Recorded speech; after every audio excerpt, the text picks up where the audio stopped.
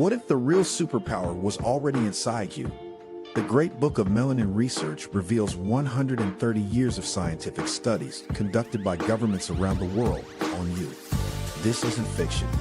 It's real research on melanin uncovering its superconductive, photoconductive, cell-protective, and DNA shielding abilities. Yeah, they've known for over a century. Why don't you? Order now and get the exclusive Police Stop Law Package free. That's the Know Your Rights Manual, Constitutional Rights Card, Qualified Immunity Notice and Card, Police Stop Flashcards Volume 1 and 2, the Public Official Bonds Book.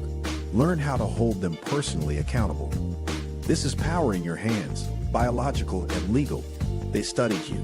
Now you study them. Click the link. Get the truth. Get protected.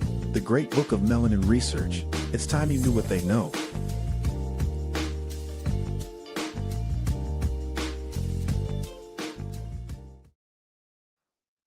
What's be cracking, people? What's happening, everybody? Happy Saturn's Day to the people. How we doing? What's cracking, everybody? We already got, let me give a shout out real quick. We already getting it started. You guys already know we have a $300 goal for the donations, and somebody already started off before the channel even started. So let me give him a shout out. Christopher Banks, appreciate you, brother. Already getting it started. Getting it going with the $25 donation. Appreciate you, brother. Thank you, Christopher Banks. One more time. And you also May the force be with you. Appreciate you, brother. Thank you, everybody. Everybody else who also donates. Appreciate you guys for everything you're doing. Man, it's been a crazy ass week. God damn, let me tell y'all. When I tell y'all, god damn, but been a crazy week, but appreciate y'all. Barely made it. Well, let me see. What's up, Mac Films? What else I got? Damn. Bring my computer closer. I can't see y'all, man. And y'all in these damn names. What is Akuna Matata? I don't know. Young. What does it say? Arkanuka Rakadakabak. Look, all these damn. I'm just gonna say Arca. What's cracking? Dr. Lakeith. It says it's simply Banks. What's cracking?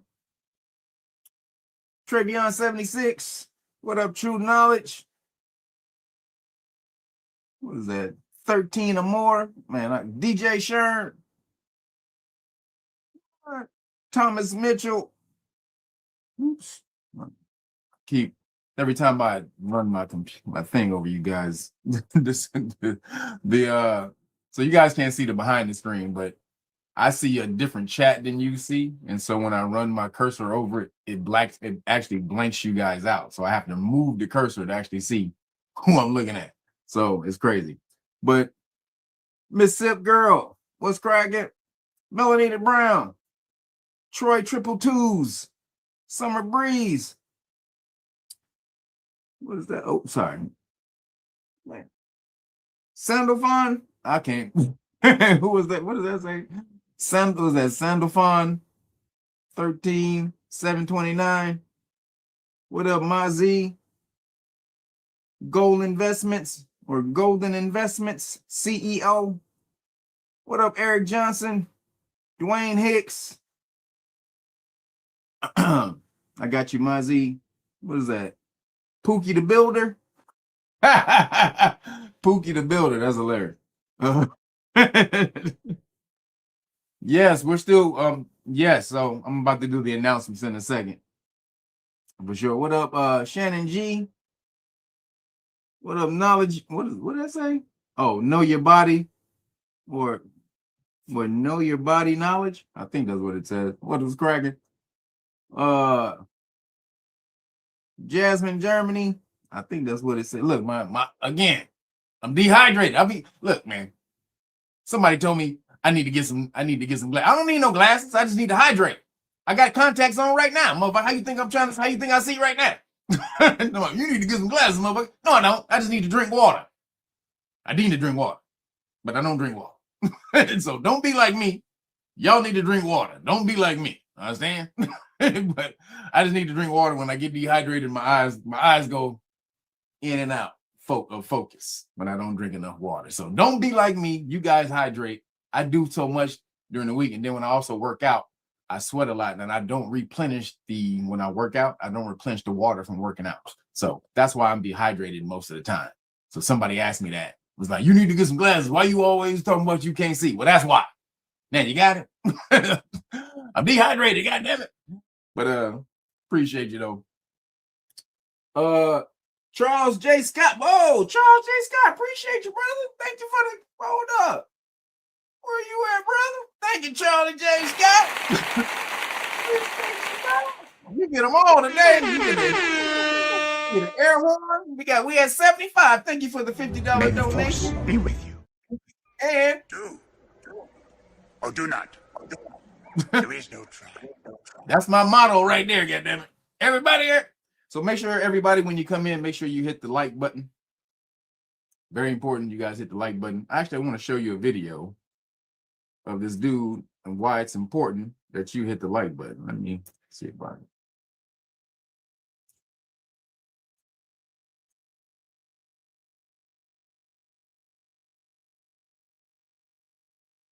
Always knows that. All right, here we go. You guys see that? You can't see that.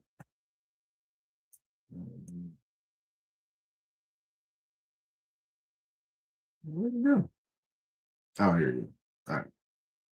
So this dude is called, his name is Star Wars Theory. He's like the biggest Star Wars channel on YouTube. But on here, he was talking about why you should give likes. Grand every single breakdown video. Easy. So, you know, here's this lore video. We'll really click what will get people to get on the board, catches their eye, and they click. And then when they go on the video longer, so then YouTube is like, okay, we're going to promote you a little bit more. So then more people see it.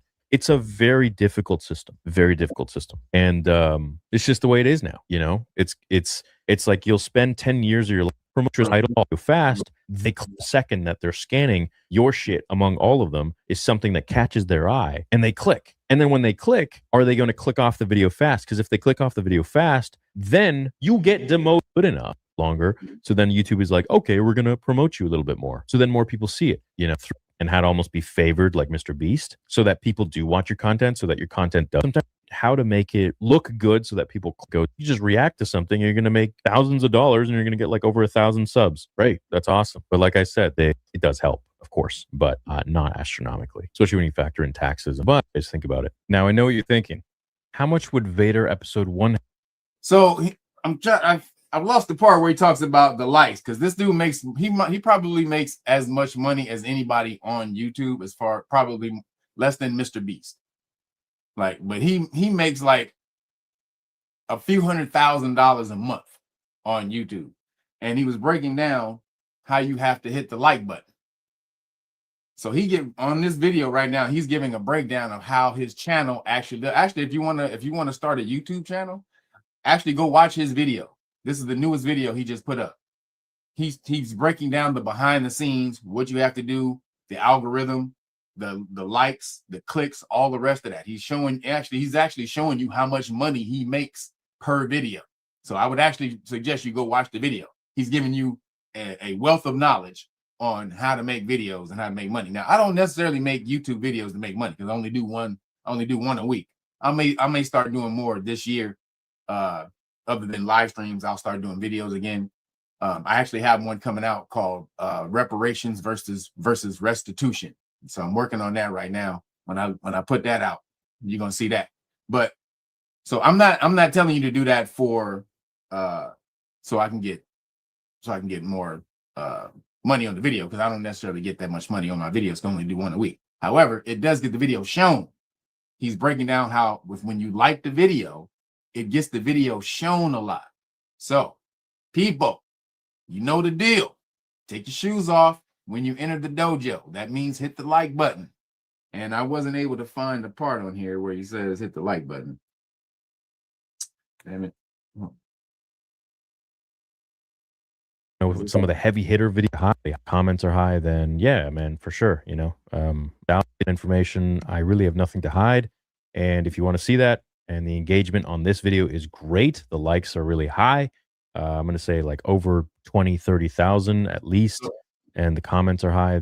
So likes are engagement. So when you guys comment on the video or you like the video, that's engagement. And YouTube algorithm picks that up. And then that's when it promotes the video more. Doesn't matter about I don't care about the promotion on the video because I curse a lot. Probably a lot more than I should, but I curse on the video. So that gets it flagged for not being monetized anyway. So, but the video being seen is different. So it's your likes and your comments that gets the video seen within the algorithm. So I just wanted to make sure you guys, I wasn't able to show it, that part, but I want to show you because anybody who I get a lot of people ask me about YouTube and stuff like that. So if you want to know about YouTube, go check this video out by Star Wars Theory. This is his latest video, right?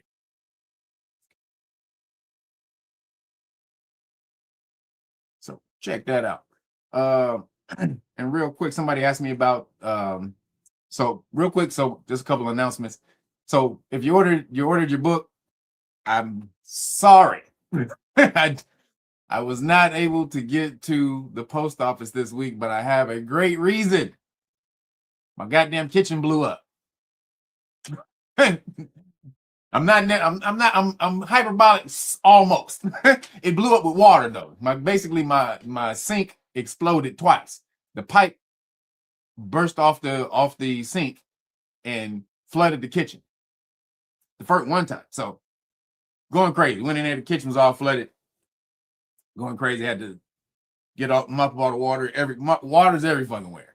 I'm like, oh shit, what the hell? Look under the thing. The damn pipe just fell off. The fucking pipe just fell off the goddamn sink. I'm like, oh shit. So I called them to come fix the pipe. The dude happened to be around the corner, the maintenance guy. I'm come fix the pipe. Says, oh yeah, I got the piece in the car, in the van. Because he thought he was gonna have to go to Home Depot to get the piece. He's like, yeah, I got the piece in the van. Go out here, right? Get the piece, put it on right quick. Nigga was not trying to do any work. So he comes in there, he puts the piece on, and the next day, shit's flooded. I'm like, what the fuck? Shit's all flooded. I mean, bad. So then I go in there and I'm trying to see where it was flooding from. So I reach under the thing. Then one piece of the pipe under the sink, and I mean, goddamn, it was like the kitchen, like I hit the kitchen G spot.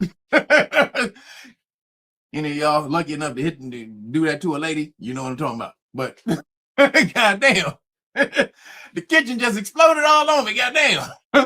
I mean, I couldn't even get to the part to turn it off. It was spraying the whole goddamn kitchen everywhere. So I had a crazy ass week where my kitchen was flooded and all my shit is messed up. Got on all the shit. So I wasn't able to go to the post office this week. I am sorry, but I almost drowned in this bitch twice this week. So I will get you guys your books on Monday. I will go on Monday. But as you can see, my shirt came in. And can you see the boom? This is what came in. Bam! I got it, you guys. Boom! You see it? You see it? Wu-Tang, baby! Wu-Tang! Wu-Tang is for life, baby! Did y'all see it?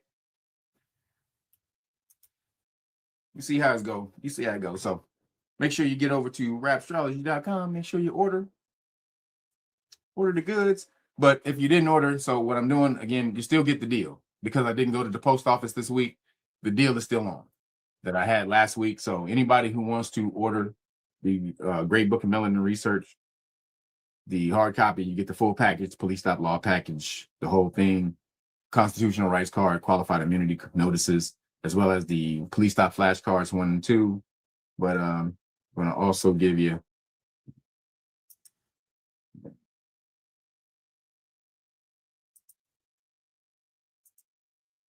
can see it. Boom.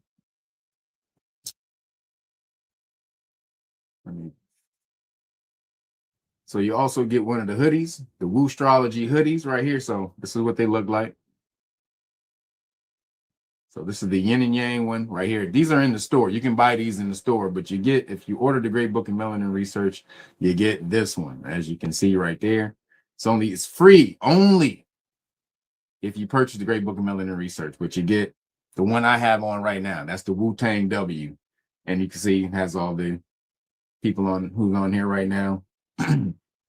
Shout out to Wu-Tang, but boom, you get it right here. So you get the hoodie. So I'm giving you the hoodie deal until Monday because my kitchen exploded and I wasn't able to get people's stuff out. So sorry. And anybody who did order, I'm going to put you in an extra pack of flashcards because you had to wait. So please forgive me. Kitchen exploded twice. Sorry, couldn't be helped. But appreciate you guys for supporting though. Appreciate y'all. And as somebody was asking about the Know Your Rights Foundation, absolutely, we're still holding classes. Make sure you get over Know Your Rights Foundation. Too many people walk through life carrying fear, not because they've done something wrong, but because no one ever told them they have rights. When you don't know the law, even ordinary life can feel like a risk. That's why we build Know Your Rights Foundation, a place where the law becomes clear, simple, and yours. Knowledge is your shield. The law is your defense. Start learning today at KYRF.org.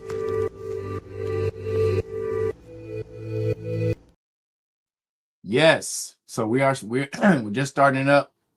We took a break at the end of December, beginning of January, actually. So we are starting up the classes again. So you want to get into Know Your Rights Foundation and volunteer, make sure you get over to KYRF.org, sign up, or KYRF.org/volunteers and sign up.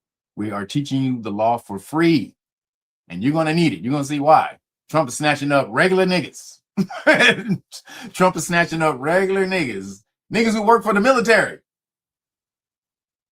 Calling them, this is ICE. ICE is snatching up regular looking brothers and sisters who are American citizens. And it's happening. So again, you can avoid this if you know the law. But if you don't know the law, you're going to get snatched up. I mean, a dude to work for the Navy. He was in the Navy. And ICE stopped him. I'm going to do the story later on. But shit's crazy. You're going to see. So you better get in here. You see what he's doing. He's trying to make America white again. Not make America great again. It's make America white again. That's what it is. It's not MAGA. It's MAWA. Yeah. That's what his hat should be. MAWA.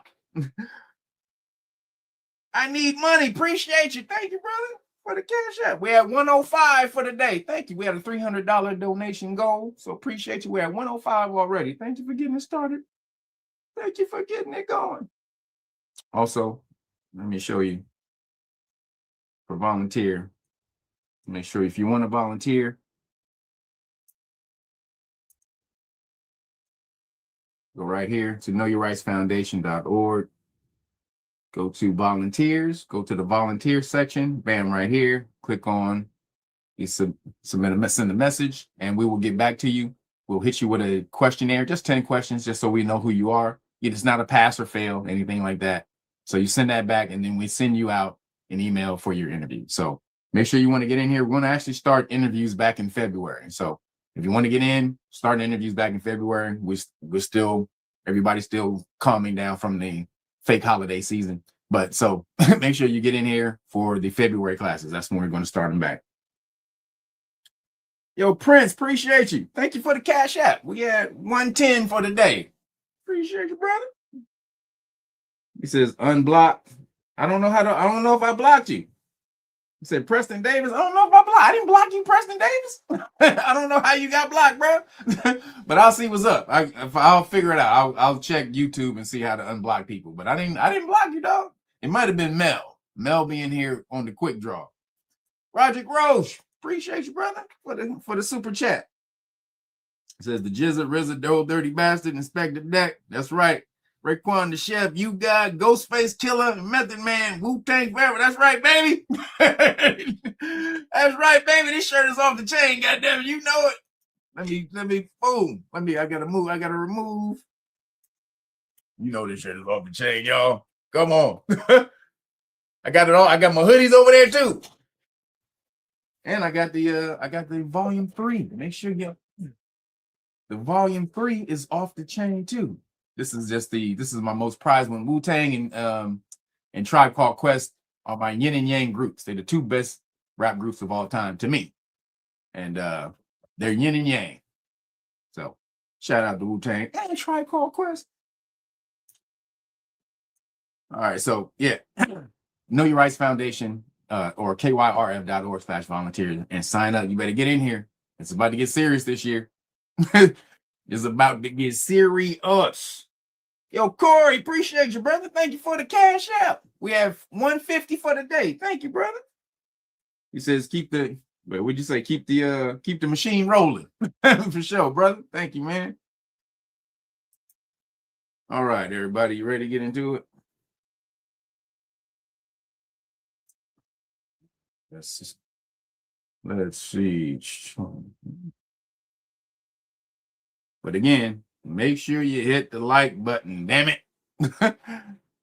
I wasn't able to show you the part where he was talking about the likes, but that whole breakdown, he went through everything. Breakdowns, likes, comments.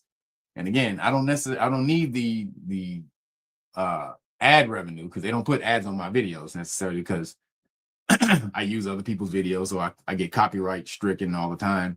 And then I curse in the video. So that's not necessarily monetarily friendly. So, but the likes, it gets the video shown. And that's what we want. We want people to see this information. All right, everybody, let's get it cracking. So your boy Trump went off the deep end, damn it. I mean, goddamn. So last week, that night, it was news when we were doing the live stream last week, he had just attacked Venezuela, right? And we showed you the video going in, attacking Venezuela, and basically just took Maduro and left the government in place. So it wasn't necessarily regime change, as most people were saying, like, no, because Trump came out and said, I'm not in favor of regime change. Like, so basically, he's done a 180. I think he's a clone. I think this Trump is a clone. Honestly, if I had to put my finger on it, I think this Trump might be a clone or an imposter, like a lookalike or some shit. I don't think this is the real Trump. This motherfucker is doing a complete 180 from everything this motherfucker was. Like, who does the complete 180? Like, goddamn. Now, everybody said, well, that's what Trump is because he's a lying ass bitch. Well, okay. but for the, not usually, though. He comes out, he tells you the real shit.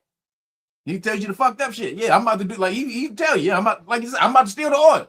So Trump's not necessarily a liar. He's like what they call him, the most honest liar or the most honest, dishonest person you ever seen. So Trump will tell you the truth. Yeah, we ain't going over there to put democracy in Venezuela. Fuck that. We're going to get the oil. He said that shit. Like, oh, okay, damn. Damn, nigga, okay, oil. Like, no, not really. You ain't supposed to do that, but he told people that he's going to get the oil, and everybody was on board. Oil, straight up oil.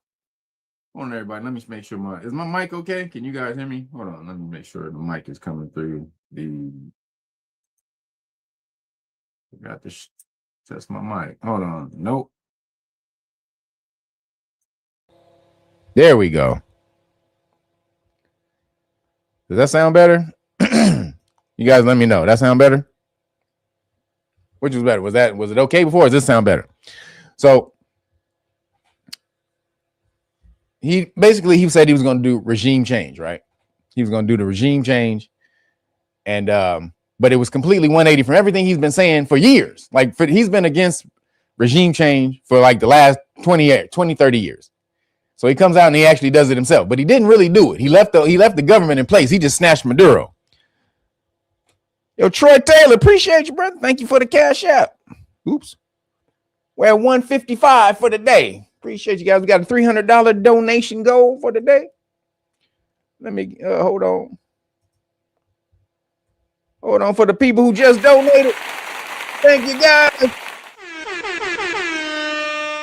You guys for the donation.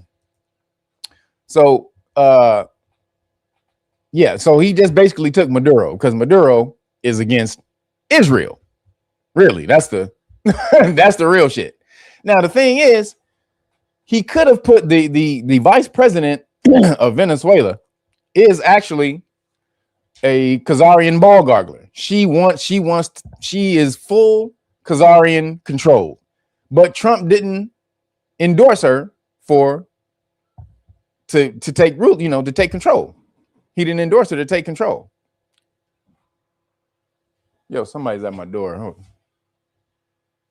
Oh, sorry, Amazon dropping off some stuff.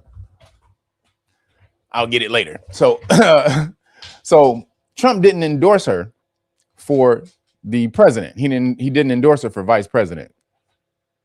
So that basically says, like, he could have put a person who was a Khazarian ball gargler in place. Now, the reason he probably didn't do it was because he says that she's a weak leader. And so if he puts her in power, or if he endorses her for power, then they're going to just knock her out anyway. So he wants somebody else who's a stronger ball gargler. Her throat ain't strong enough. She be coughing up balls every now and then. You can't be regurgitating the ball, girl. You got to keep it down. Yeah, but able to keep the ball down. So he needs a stronger ball gargler. So, but then he said, we're gonna do this to the other South American countries. He said, basically, y'all better watch out. Colombia. Wait a minute, what, nigga? You just about to go smash on all the other countries? Nigga said he wanted to take Greenland. Like, what are you doing? So this is the thing, man. You got this. A lot of people are saying that, this is, this goes against everything that we're against, that we're for as far as America. He's drumming up tensions around the world. That's going to create World War III. Is that true? Maybe, but why is he doing it? Because on the low, there's strong power and then soft power. Strong power is missiles and guns and all the rest of that. Soft power is diplomacy, buying off people, payoffs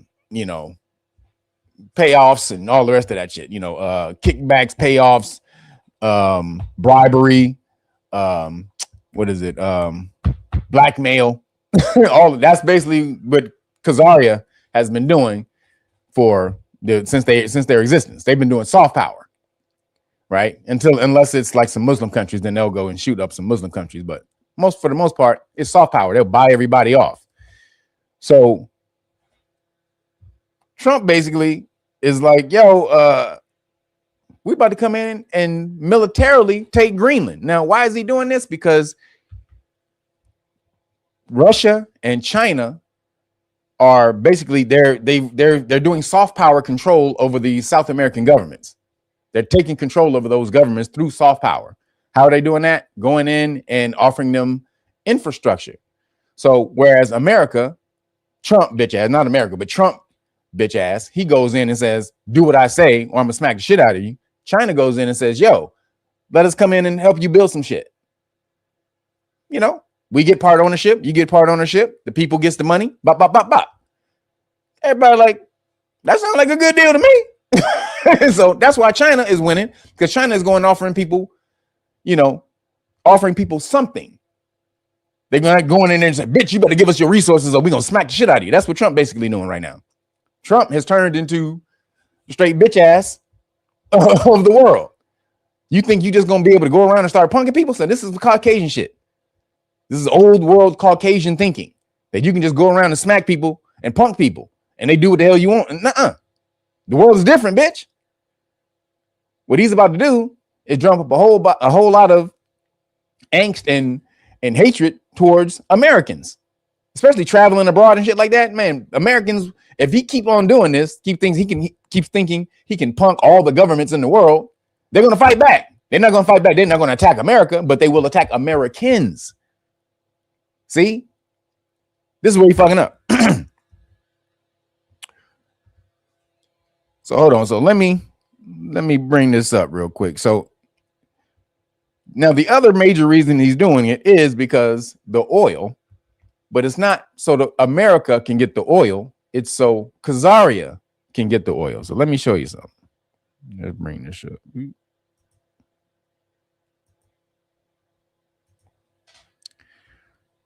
It's all about Khazarian, excuse me, Khazarian oil.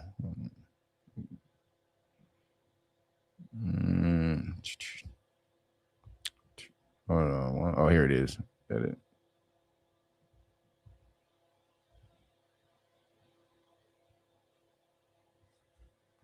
All right.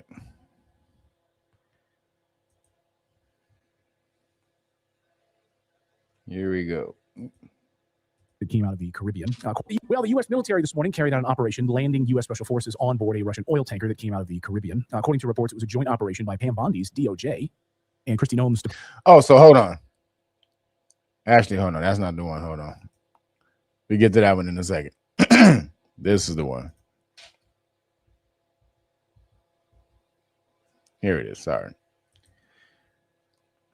So I don't know if you watched this dude. He's blowing up the last couple months, but he's the dude who found out how Israel was. They did a Google search. There was a Google search on the killers of Charlie Kirk and the people in the hospitals and the doctors and all of that from Israel a month before Charlie Kirk was taken out. So he's the dude who found that out. And that's how he got famous in the last couple months. But check this out. So he does investigative shit now. That's all this whole channel is about, investigating what happened to Charlie Kirk. So check this out, though. He found out, and also other stuff too. But this is what he found out about why America is taking Venezuelan oil. This appears to be a combo play. What you have here is an Israel component, but you also have a mineral component. And this is going to take a second to go through, and you're going to have to understand a little bit about how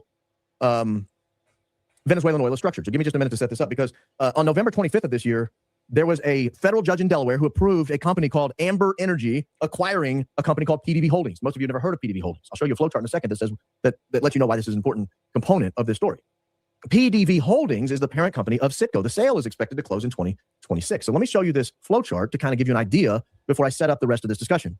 This is off the Citgo website. Yes, Citgo, the Citgo you guys go to from time to time to get your gasoline, right? You look down the road and, oh, Chevron is $2.39 and Texaco's $2.49. But lo and behold, I go to Citgo for $2.19. So you roll on into Citgo, you have no idea who you're buying gasoline from.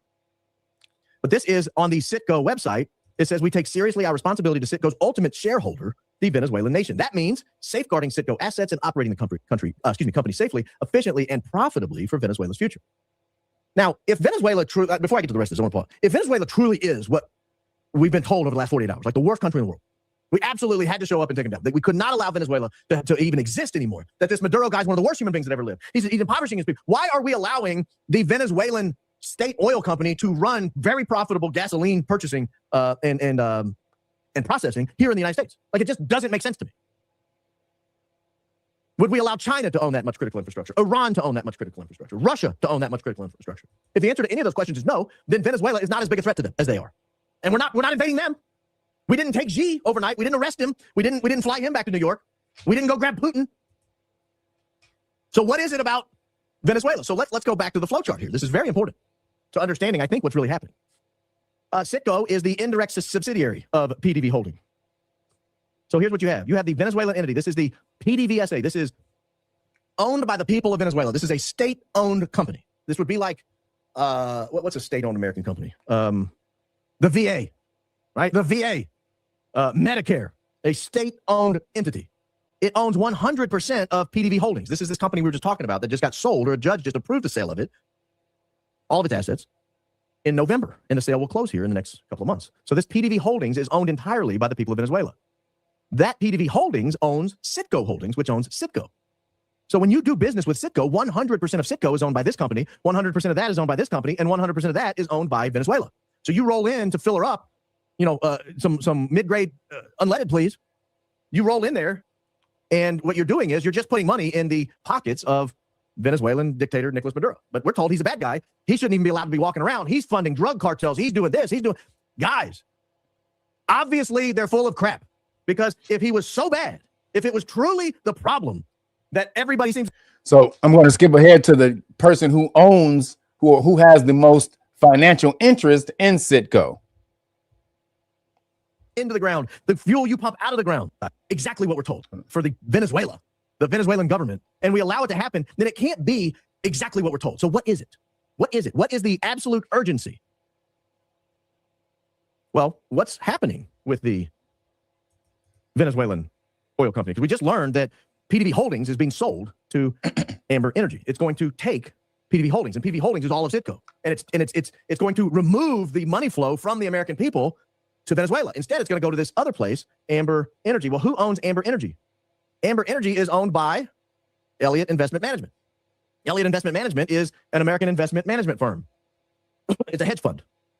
It is owned by, or the founder of this was a guy named Paul Singer. He's right here.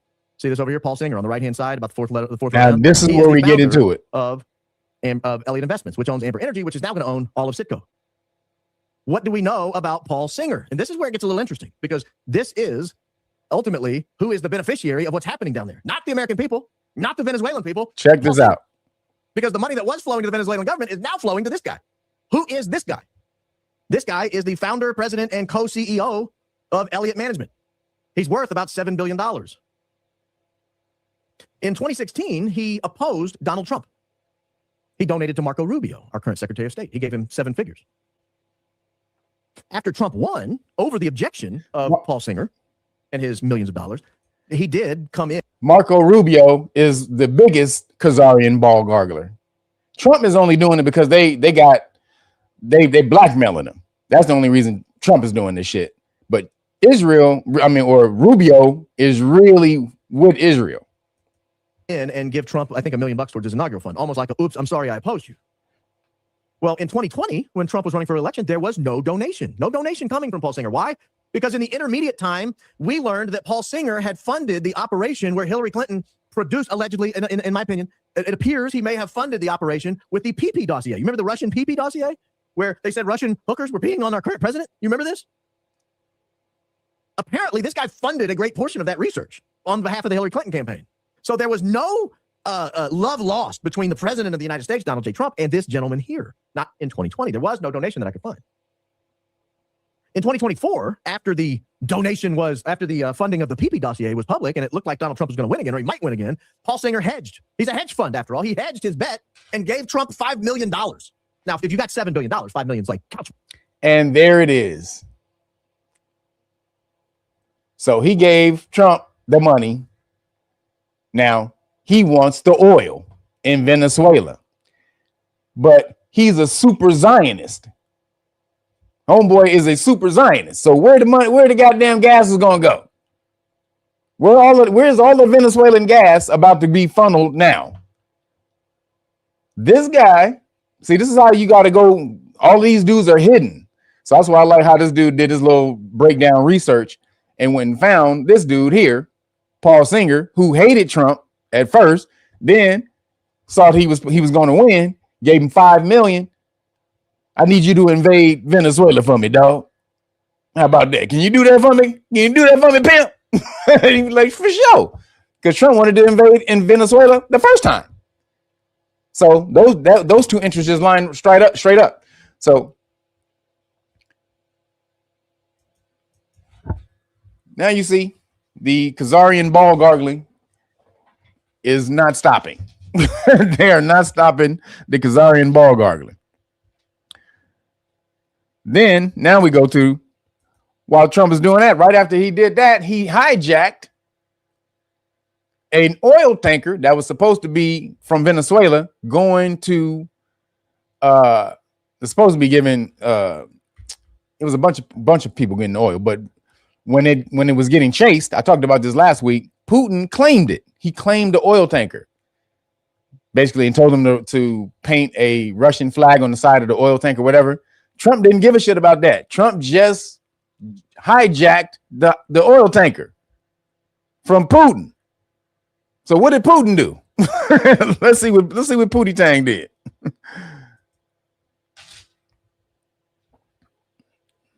Hold on. So check this out. Check out what Pootie Tang.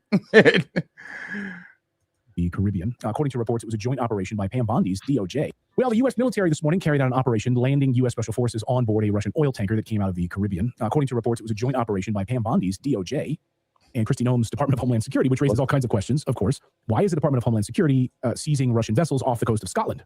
Okay, this is the vessel, by the way. Now, they seized the Russian flagged oil tanker after pursuing it all the way from the Caribbean Sea, and Pete Hegseth confirmed this vessel is connected to Venezuelan oil shipments. So this is going to continue. China also condemned this. What was the Russian response, though? Well, Russia sent nuclear submarines that surfaced right out of the water. Imagine. So Putin was like, what's cracking then, bitch? Putin sent a big ass. You see this? Look, this damn submarine is bigger than both of them damn boats put together. That's a nuclear sub. These are just little oil tankers. Putin went and sent them, hey, bitch, I'll blow both of you bitches out this motherfucker.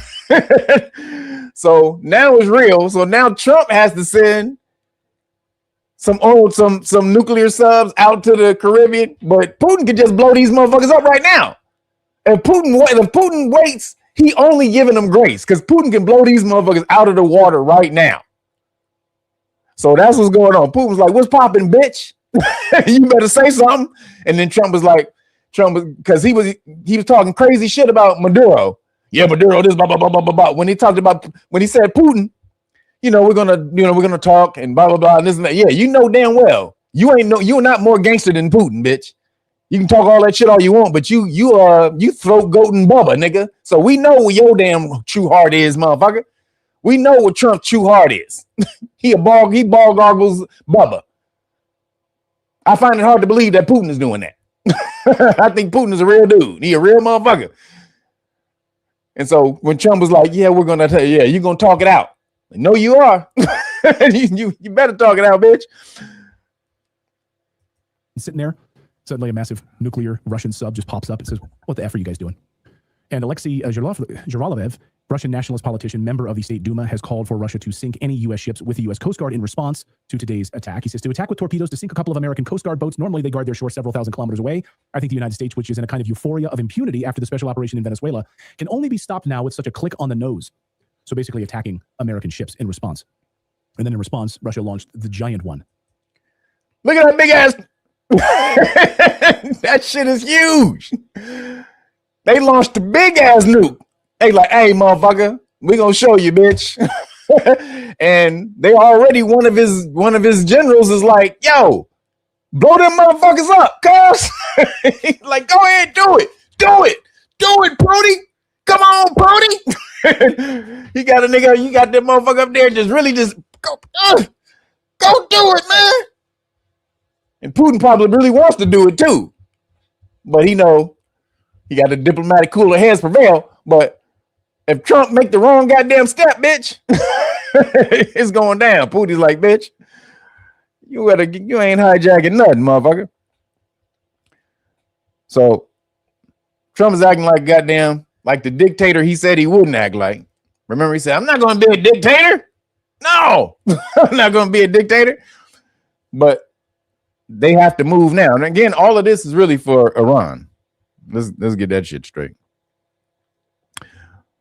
It's for Israel, but so that eventually they can attack Iran. That's their major goal, is attack Iran. But then one of the other things that we didn't know about, first off,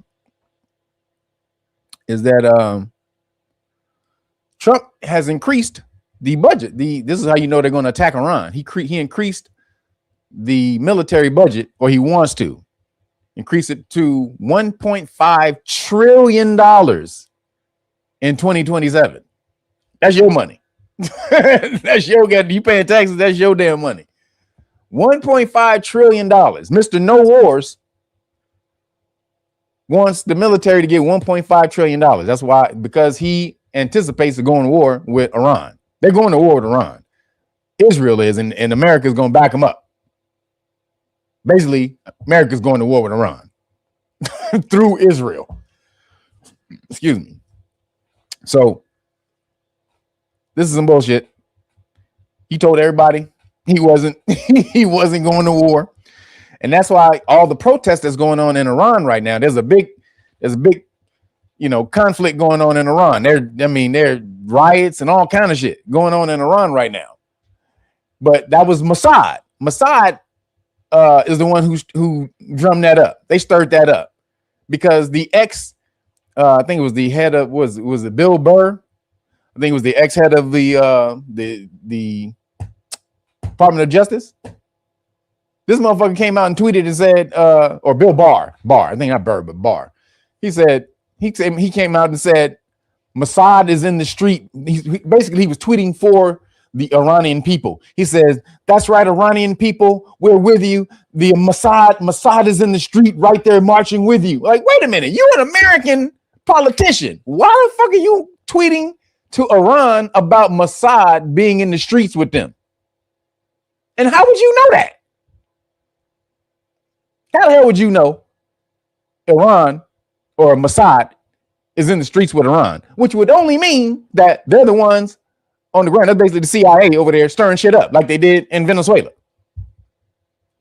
So the Trump saw that stuff and said, we're going to need bigger boat. We're going to need a bigger boat.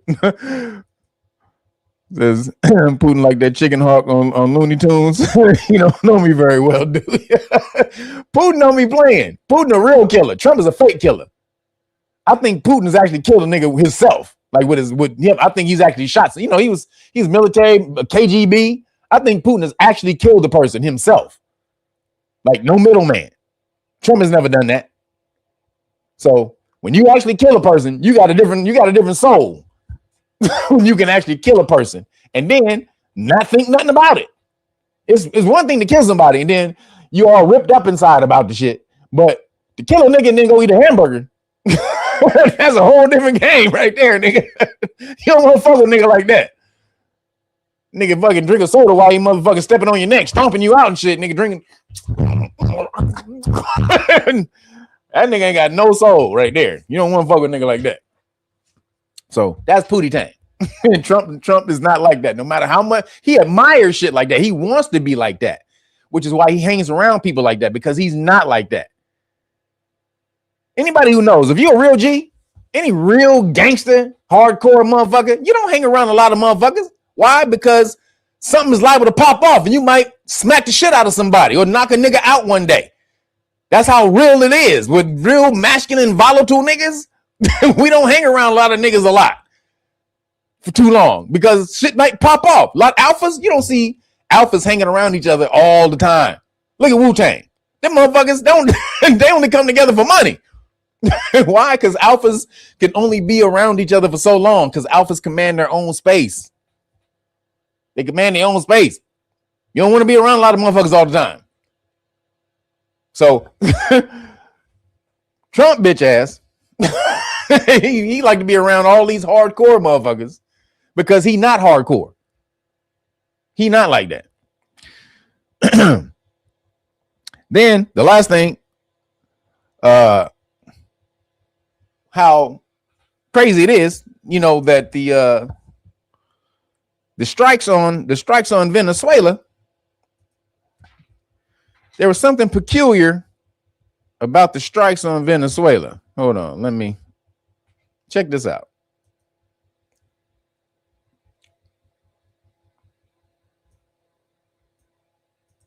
Why? And they have just gone now. I want to pivot now to Epstein because you have been obviously on the vanguard leading this against the DOJ, trying to get the DOJ to comply. And they have just gone now missed another deadline. I want to put up some documents here. So this just happened. This was they missed the January 3rd dedeadline. Can you unpack it for our audience? Like, what was the DOJ supposed to do? Everybody knows, I think, by now that they missed their 30-day deadline. The legislation that I co-authored with Rocon. So, actually, on the day they attacked, this is last week. So the January 3rd was the last time I did a live stream. That was last Saturday, right? When did he attack Venezuela? Was that the night before? Couldn't be just a coincidence that the day before the deadline to release the Epstein files, he just happened to invade Venezuela. Just a coincidence? That's a coincidence, y'all. I know what you're thinking. I know what you're thinking. You're wrong. You're wrong. You're goddamn it, you're wrong. Huh. Just when you say yes, Redman said he and Method Man hang out and work together. No, they don't. They don't hang out. I just saw the video. I just saw that. They don't hang out. They say they don't hang out. I just saw Redman. He said he don't hang out. I just saw a video. Just saw an interview with Redman. He said he don't hang out, but they don't hang out that much. I don't know what you saw. I just saw a video or interview with that nigga. But let me say this. I wouldn't necessarily say that Method Man is an alpha, though. I don't think Method Man is an alpha. He's hardcore. He's a gangster. I don't necessarily think he's an alpha. Just say that. There's a difference. Alpha's not everybody. Just because you gangster don't mean you an alpha. Alpha is a special motherfucker. So the Epstein files. And now, you know how much of the Epstein files they've released since Trump signed the law that he had to release the Epstein files? All of the Epstein files, right? Everything would be revealed. Guess how much they have released up until this point? Like 2 months. It's been what? He signed that shit, 2 months ago? Only 1% of the Epstein files have been released. First of all, and we got Trump ball gargling Bubba or throat goating Bubba and him allegedly, sexually, doing something to one of the limousine drivers with what's his name? Epstein. And then just out of nowhere, coincidence, the limo driver, she got her head blown off. Yeah, all of that. We got all of that in 1% of the files. We got all of this. We got everything, all the pictures. We got all of this stuff, and we only got 1% of the files, y'all. Now, do you see why they don't want to release this shit? Trump is like, nigga, we need to invade Venezuela, bitch. Attack Venezuela right now. Files come out tomorrow. Hey, go in. We're going in. We're going to go. Red team, go. Red team, go. That motherfucker's blue team, red team, orange team, black team, fuchsia team, go. So all the color teams went on attack that night before the Epstein files came out. So then just a little bit of information about Maduro that nobody knew, just so we're just so we're clear. Did anybody know that Maduro was a Khazarian? Huh. That throws a little light on some shit, huh? Maduro is a Khazarian. Not Ashkenazi, though. His grandparents are Sephardic Jews. And they converted to Catholicism later on in life. But Maduro is a Sephardic Khazarian. Well, not really, because Khazaria is Ukraine. Sephardic Jew means Spain, Spanish. So let's get that straight. I want to make sure we are clear. Khazaria is specific for Ukraine. That doesn't mean all Jews are Khazarians. That means so-called Jews who came from Ukraine. Now, Sephardic Jews are the ones who came from Spain. Those are the ones closest descendants to us, to the Moors. Those are the ones with those super ass curly fros. Those are Sephardic Jews. The Jew fro. You heard that term? The Jew fro? That's the Sephardic niggas. And so those are the ones who are the closest. He says, all an act then. Yeah, seems like it's all bullshit, right? He's a Khazarian. This is all crazy. But he says his family converted to Catholicism back in the day. So that's what he says. We don't know. But he was shitting on the Khazarians, though, like consistently. He was really, so I would say he, you know, he is who he says he is. He said he's a MOOR. Yeah, basically. So then the last thing I got, Elon has become a full-fledged Khazarian ball gargler. Since they because he wasn't at first, and then they shut him down. They shut down all of the advertising on Twitter. Remember that? He came out and he told Disney to go fuck yourself, the head of Disney to go fuck. That's a Khazarian. He told, I don't know if y'all gonna try to run me with boot, boot, boot. He was talking all that big shit at the WEF. Y'all ain't gonna try to run me with money. I don't care. Bop, bop, bop. Then they started pulling all them damn ads from Twitter. And nigga was like, what? What? what? Oh shit. Havlegila, Gistegila, Havlegila. The Hamalagila. He starts doing the Hamalagila shuffle. But when they took him over to Israel, they took him to New Khazaria, and that's when he came back, and that nigga was doing the Khazarian ball gargle shuffle. Yo, we got a $300 donation goal today, everybody. Make sure we get our donations in. Appreciate you. See the donation down at the bottom. It's and that's in super chats as well as Cash App. So appreciate you guys for the donation. Real Nagas, the number 9 on the Cash App. But let me show you. Elon, they scared some they did something to Elon. I told him they was gonna shut him all the way down, and this motherfucker has completely, I mean, damn. Let's see, hold on. I can't believe it.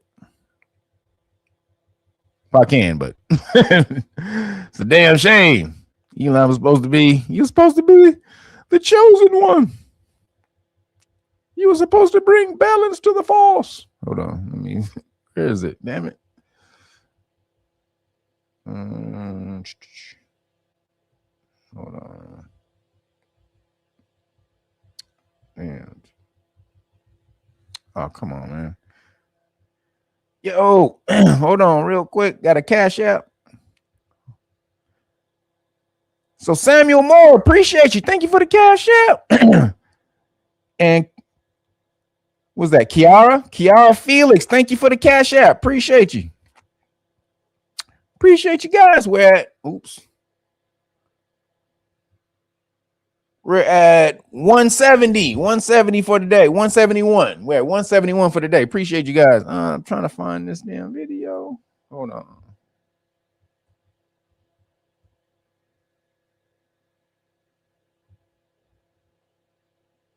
All right, so hold on. I have to find the video, guys. Then I will bring it up. All right, there it is. Should have been on here. All right.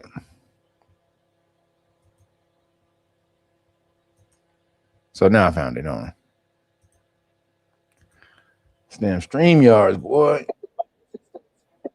Be limited for violating. So check this out. This is crazy. This is Grok. And obviously Grok had to be programmed by, or it wasn't programmed by Elon, but you know he had a word in how it was programmed. So check this shit out. Rulers of any society, all you must do is ask yourself this question: who is it that I am not permitted to criticize? Who you are not permitted to criticize are the people who rule over you. Watch this. So Propaganda and Co.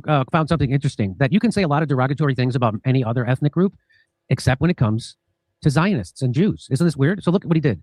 We can deport everybody, including white people, but you cannot deport Jewish people. He tweeted out, deport all. You're right. The president of Mexico, she's also Khazarian. We're starting to see a theme here, guys.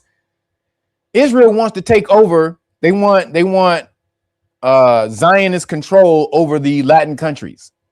That's the main goal. They want to take over. So this is the Greater Israel plan.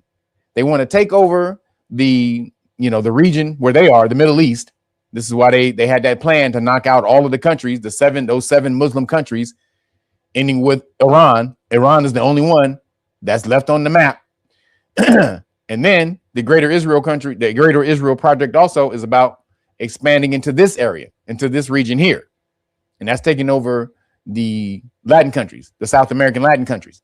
So this is all about that. This is all about that. Now you see they got two, well, they had two, because now they just removed Maduro, but there was two people in control of those governments who were Khazarian. Well, not Khazarian, but again, Khazaria is I gotta make sure people understand. Khazaria is not for all Jews. That's only Ukrainian Jews. So we gotta, but even though I use that term for most Jews, but it's Ukrainian Jews. Yo, Renard Walker, appreciate you. Thank you, bro, for the cash out. Actually, we had I forgot the 10 on the 2 super chats. So we're at we're at 191 for the day. Thank you guys for the cash apps and the super chats. Hold on. It says, what's the difference between an abduction and an extraction? All looks the same to me. Just depends on how. Well, it is the same. It's just how you frame it. So give you an example. An abduction is when you don't want to be taken. An extraction is when you do. That's the difference. An abduction is not wanted. An extraction usually is. An extraction, usually is wanted. You have a spy embedded somewhere into enemy territory, and you need to get them out. That's an extraction. Whereas an abduction, you're taking somebody from their homeland who don't want to be taken. That's the difference. So check this out. They're all white people. When it comes, found something interesting, that you can say a lot of derogatory things about any other ethnic group, except when it comes to Zionists and Jews. Isn't this weird? So look what he did. We can deport everybody, including white people, but you cannot deport Jewish people. So he tweeted out, deport all white people. No problem. 170 likes, 12,000 views, or 13,000. Deport all Hispanics, 11,000 views, 113 likes. Deport all blacks, 254 likes, 31,000. Deport all Muslims, 31,000 views. 300. Deport all Jews. Whoa. Visibility limited. This post may violate. He got all likes and post all on that. Deport all every goddamn party, the white people, the blacks, and he can deport everybody. But as soon as you get to deport the Jews, wait a minute, what? Elon, you are a bitch. You done ball gargled your way to bitchery. Straight up. Check it out again. So let's keep talking. What? Jews. Whoa. Deport all Muslims. 31,000 views. 300. Deport all Jews. Whoa. Visibility limited. This post may violate. What? Yeah. Propaganda Co. Your post was detected by our systems and had its visibility limited for violating X rules. Specifically, we have determined your post violates our rules against hateful conduct. You may not promote violence, threaten, or harass other people on the basis of race, ethnicity, national origin, sexual orientation, gender identity, religious affiliation, age, disability, or serious disease. And this is the tweet that they clipped was the one where he said deport all Jews. This is what they're talking about. As a result, your post may stay on the platform, but we have limited its reach. You can learn more about it. Okay. So here's what Max Blumenthal saw this. And he said, fairly definitive proof that free speech on X ends where Zionism begins. Isn't that, this is kind of interesting. This has got to be. And I like, why were you, So real quick, Maduro wasn't in on it. It was the vice president, the vice president. So they would have shot, when they went in there, the helicopters were close enough that they would have been shot down. No shots were fired at the American helicopters, nothing. And then America killed like 20 something people over there. They killed a bunch of people. Most of them was goddamn civilians. They killed like 16, I think, military people, but a whole lot of civilians died. So they didn't tell you that. You don't hear none of that shit on the news. He went in there to take him out. All you hear was no people died. You had no Americans died, but you killed a whole bunch of Venezuelans. But then, it wasn't him. They didn't have a deal with Maduro. They sent the CIA in weeks earlier. I don't know if you heard the report. The CIA was on the ground in Venezuela. That was a couple of weeks earlier. So they were setting up the conditions to be able to take him out without, the least military force as possible. So they had a deal with the vice president, which is why she feel backstabbed now, because she was supposed to be put in. But when they took Maduro, Trump flipped on her and said, I don't think she's a real good choice for president. I don't think she's strong. She's not strong. Like, so basically Trump went in there and he smoothed her, lied to the bitch. Like, yeah, girl. As soon as we take him out, you're going to be in there. You're going to be the best goddamn president Venezuela ever had. Shit. First goddamn woman Venezuela president. Girl, shit. You're going to be the baddest. Boom, boom, boom. Pumping her up, girl. You look at that fat ass on you, girl. People gonna love you, and look at your fat ass while you up there on the goddamn podium. They gonna be like, goddamn, I don't know whether to listen to her and follow her right and follow her what she says, or look at her, girl. You be the judge. However, we gonna make you the best goddamn president of Venezuela of all time. And she was like, shit, what? The best president of Venezuela? So she called everybody, the whole military, and told them to stand down. She told all the military, don't do nothing. When they come in and take this nigga, I'm going to be the next president. So y'all stand down. They came and got him. And Trump was like, sorry, you're not the one. So he backstabbed her. He basically stabbed her ass in the back. So then she flipped on him and said, give Maduro back. Oh, if you don't want me as president, then bitch, then give us our president back. So that's what she said. So then now Trump was like, oh shit, you want a FAFO, huh, bitch? Like, you want to fuck around and find out? Okay. So now he's talking about going in and doing a second round of strikes. This is what he's talking about now. He was about to do it, then he called it off. He was about to do it like a couple days ago, then he called it off. But back to Twitter and Elon being the Khazarian ball goggler, full-fledged Khazarian ball goggler. Why were your reach to end where Zionism begins? Isn't that, this is kind of interesting. This has got to be. And I like, why were your reach restricted? It'd be, why were your reach? Why was your reach? That's bad grammar. Because you criticize Israel, Trump, or me. That's Elon Musk. Hey, that's a good point. You say you can't trust a traitor. Apparently you can criticize all of them. So the reason he didn't put her in there because, like, bitch, you untrustworthy. How can I trust you? You just flipped on your own president. So I can't trust you. So good point. Good point. But anybody that gets in that position at this point will be a traitor to Maduro. But Maduro wasn't lawfully elected. He wouldn't leave office. They elected another president. The woman who they actually want to put in office was actually lawfully elected president. That's the woman they wanted. She was actually lawfully elected president. However, Maduro said, I ain't leaving. What you gonna do? I ain't leaving, bitch. I'm not fucking leaving. He did the Leonardo DiCaprio from what's the name? Was it not Wall Street, but it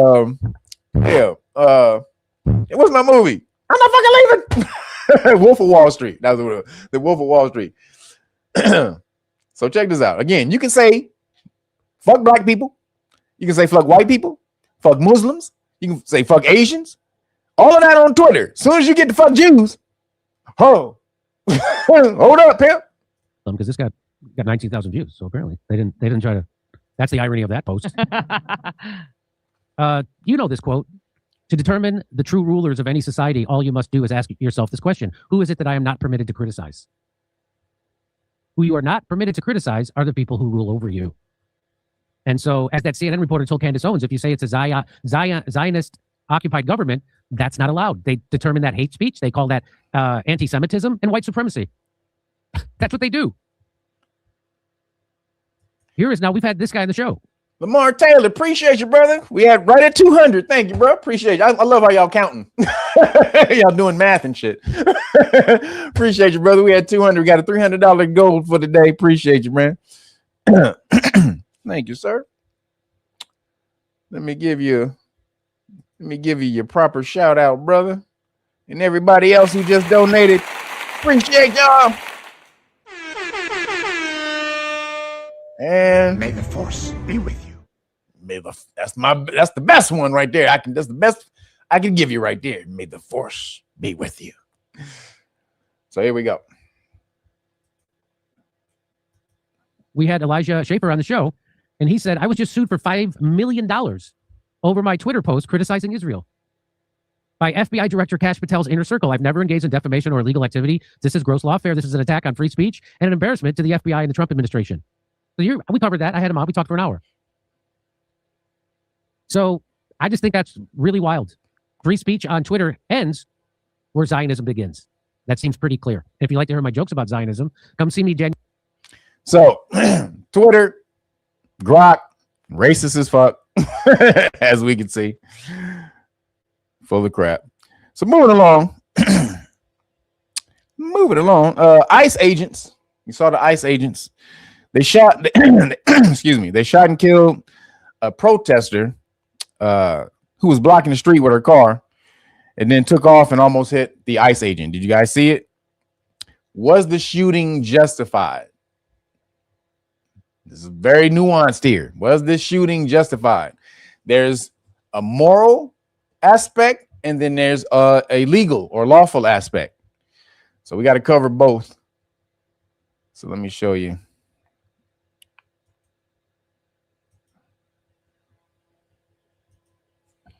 This thing be taking down some of my videos.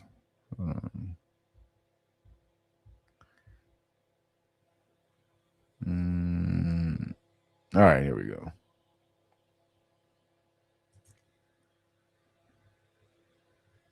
So check this out. Have broken out. Some saying a U.S. citizen was fatally shot by an ICE agent in Minneapolis, Minnesota. Since then, protests have broken out. Some saying this could be another George Floyd moment. Let's go ahead and go over the footage. A lot of people are saying she was in the wrong. She deserved basically to get shot. Is this a George Floyd moment? Did y'all see the video? We got to see the video. You tell me if this is another George Floyd moment. Somebody was breakdancing on George Floyd's neck for 10 minutes. This nigga was hitting backspins and windmills, hand spins, head spins, all while for the whole 10 minutes while he was on fucking George Floyd's neck. This right here, completely different. She put herself in this situation. But let's watch it first and then we'll talk about it.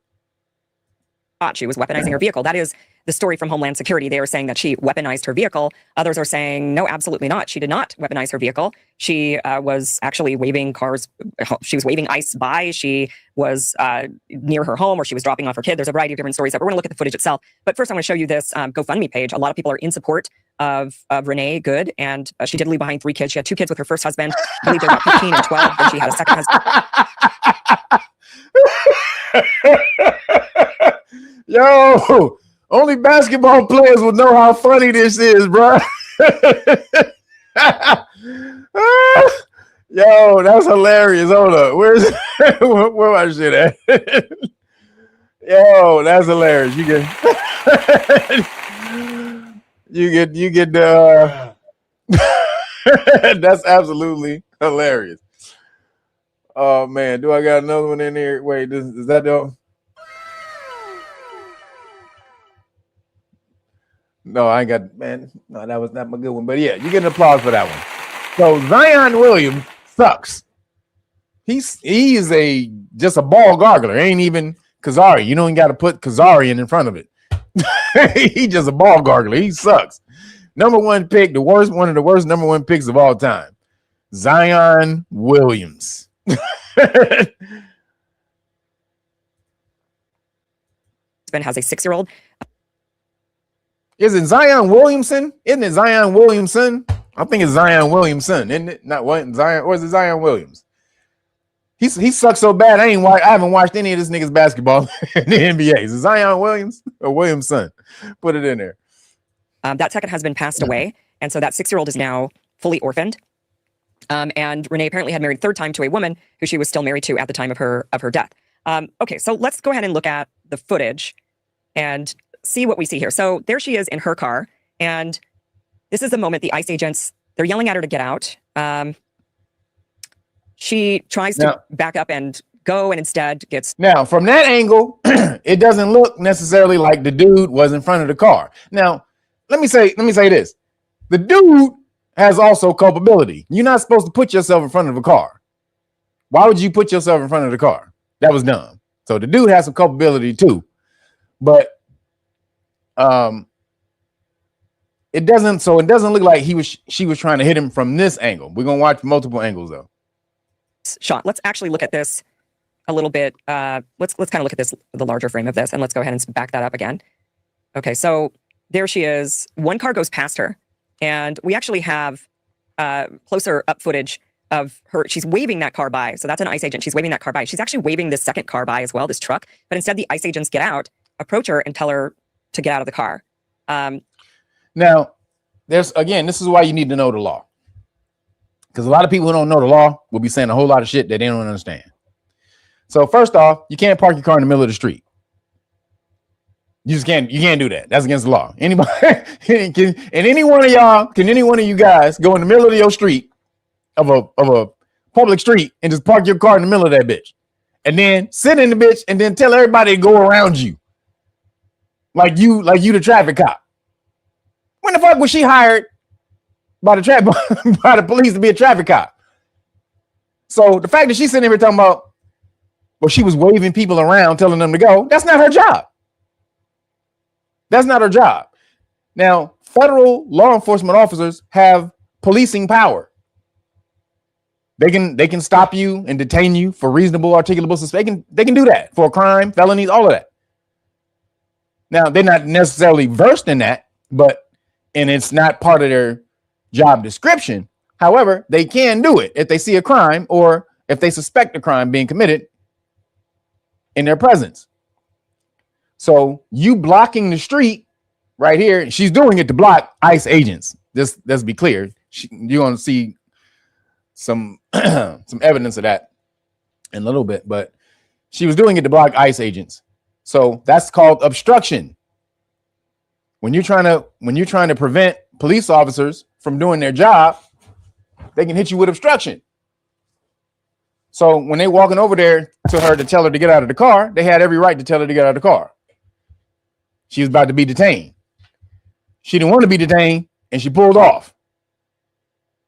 Now, the dude should not have been standing in this close to the front of the car.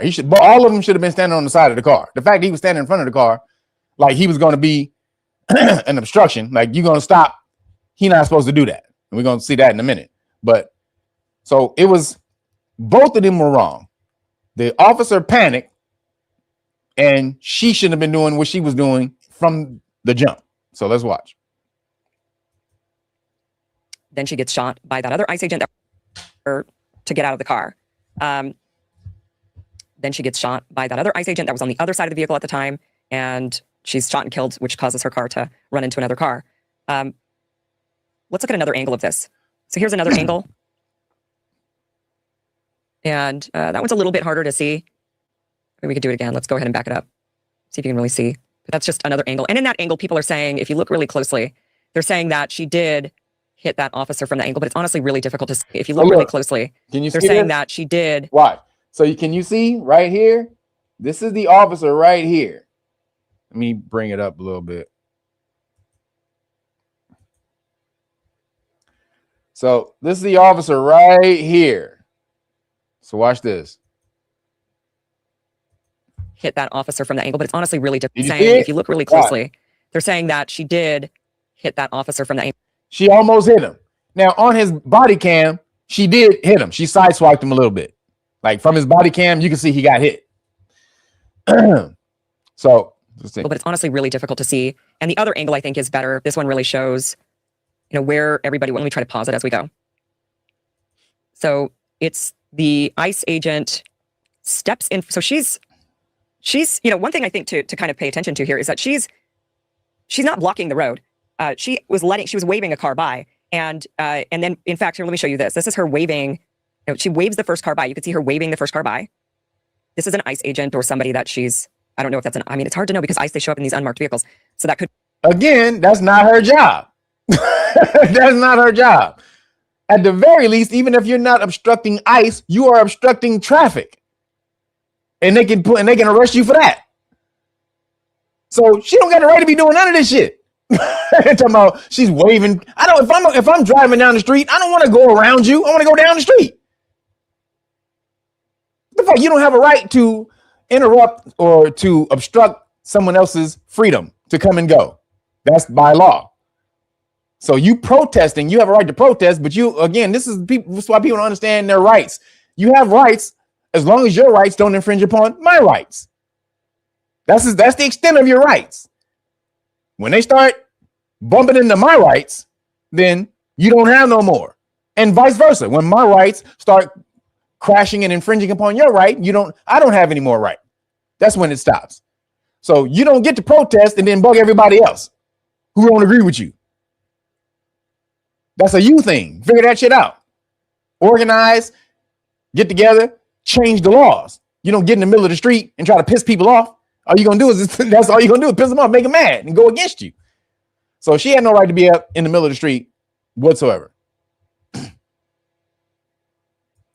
Could be an ICE agent that she was waving by, but she is waving the second car to pass by her as well, which is the ICE. We know for sure that those are ICE agents in there. And they instead stop their car and they start the confrontation. I think that's important to notice here. She's not out of her car trying to, and here's a close up of her waving the car. So she's waving them by. She's saying, see, you can see her doing that. She's saying, come by here. Let's look at it again. She waves it by. And she's waving the other car by, very, very clearly waving the cars. So she's not blocking cars. So the narrative that she was using her car, first of all, she almost hit that car. that she was. What are you talking about? She almost ran into that car. Did y'all just see that? Look, she almost ran into that car. And she's waving the other car. Watch. By, very, very clearly waving the cars. So she's not blocking cars. So the narrative that she almost hit that car. That's why you're not supposed to be in the middle of the damn street. Yo, Conceptual Elixirs, appreciate you, brother. Thank you, man, for the cash app. Thank you, brother. We're at 130 for the day. Thank you, guys. Excuse me, 230 for the day. 230 for the day. Appreciate you. We got $300 goal for the day, baby. Make sure you jump in the cash app. Real Nagas the number 9. So she was using her. Yeah, she is full of crap. She almost like, what's she doing? She said Kim capping. Straight up. Kim straight up capping. She emotional. Again, you can't look at this emotionally. We will look at it from that side. happy to be in police stop law class because I knew she was wrong and found. That's what up, Ivory? We got a surprise for you, Ivory. Make sure you at Know Your Rights Foundation class tomorrow, girl. Make sure you at police stop law class tomorrow. But you're absolutely right. Yes. See, she's in Know Your Rights. She's in the police stop law class, and she knows that this lady was in the wrong. She doesn't have to get emotional about this because she knows the law behind it, which is what Kim should be knowing. But Kim don't know shit. So let's keep walking. Her car as a blockade of some sort that she was trying to prevent ICE from getting by. That's clearly not true. You can see from the video she is waving them by. And the officer. So then they're saying that she. So the stories that we're getting from Homeland Security is that she was blocking the car. She was using the car as a weapon of some sort. But the ICE agent, what we do see from the footage is that the other ICE agent, if we kind of go back, I mean, it happens so fast. And that's the problem with this, is it happens so quickly. But the ICE agent that's on the other side, and actually, let's restart this. The ICE agent who shoots her is on the far right of the screen with the person wearing the white beanie. So that's him there. He's holding up his cell phone. And he's walking to the other side of the vehicle. So you can see him doing that right now. He's walking to the other side of her car. And she's not moving her car. She's waving the officers by. Then they approach her. You don't have she's to deciding, look. well, I want to get out of here now. Maybe she's panicking. Look, she said she's waving the officers by. You don't get to be in the middle of the street and wave officers by. Man, you the goddamn civilian. They the officers. They the ones supposed to be waving people traffic by, not you. Who the fuck she thinks she in the middle of the street? Come on, go by. No, get your ass out the middle of the street. The hell are you doing? You are causing danger. It's ICE in the middle of the street. All kind of shit. She is causing a dangerous obstruction right now. This is ICE all in the middle of the street.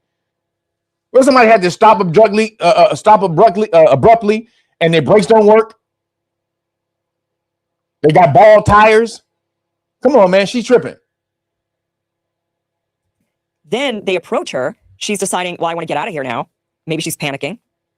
The other officer stands in front of her car. So she didn't put her car in front of him. Now she's true. She's right on that. The other officer did put himself in front of the car. We're going to talk about that. The important thing to realize is that he put himself in front of her car, not the other way around. She was waving the cars by. He then stands in front of the car. She then turns her wheels. And when people have dissected this frame by frame, they see that she's obviously turned her wheels completely, avoiding the officer standing in front of her. Both parties want you to believe there were.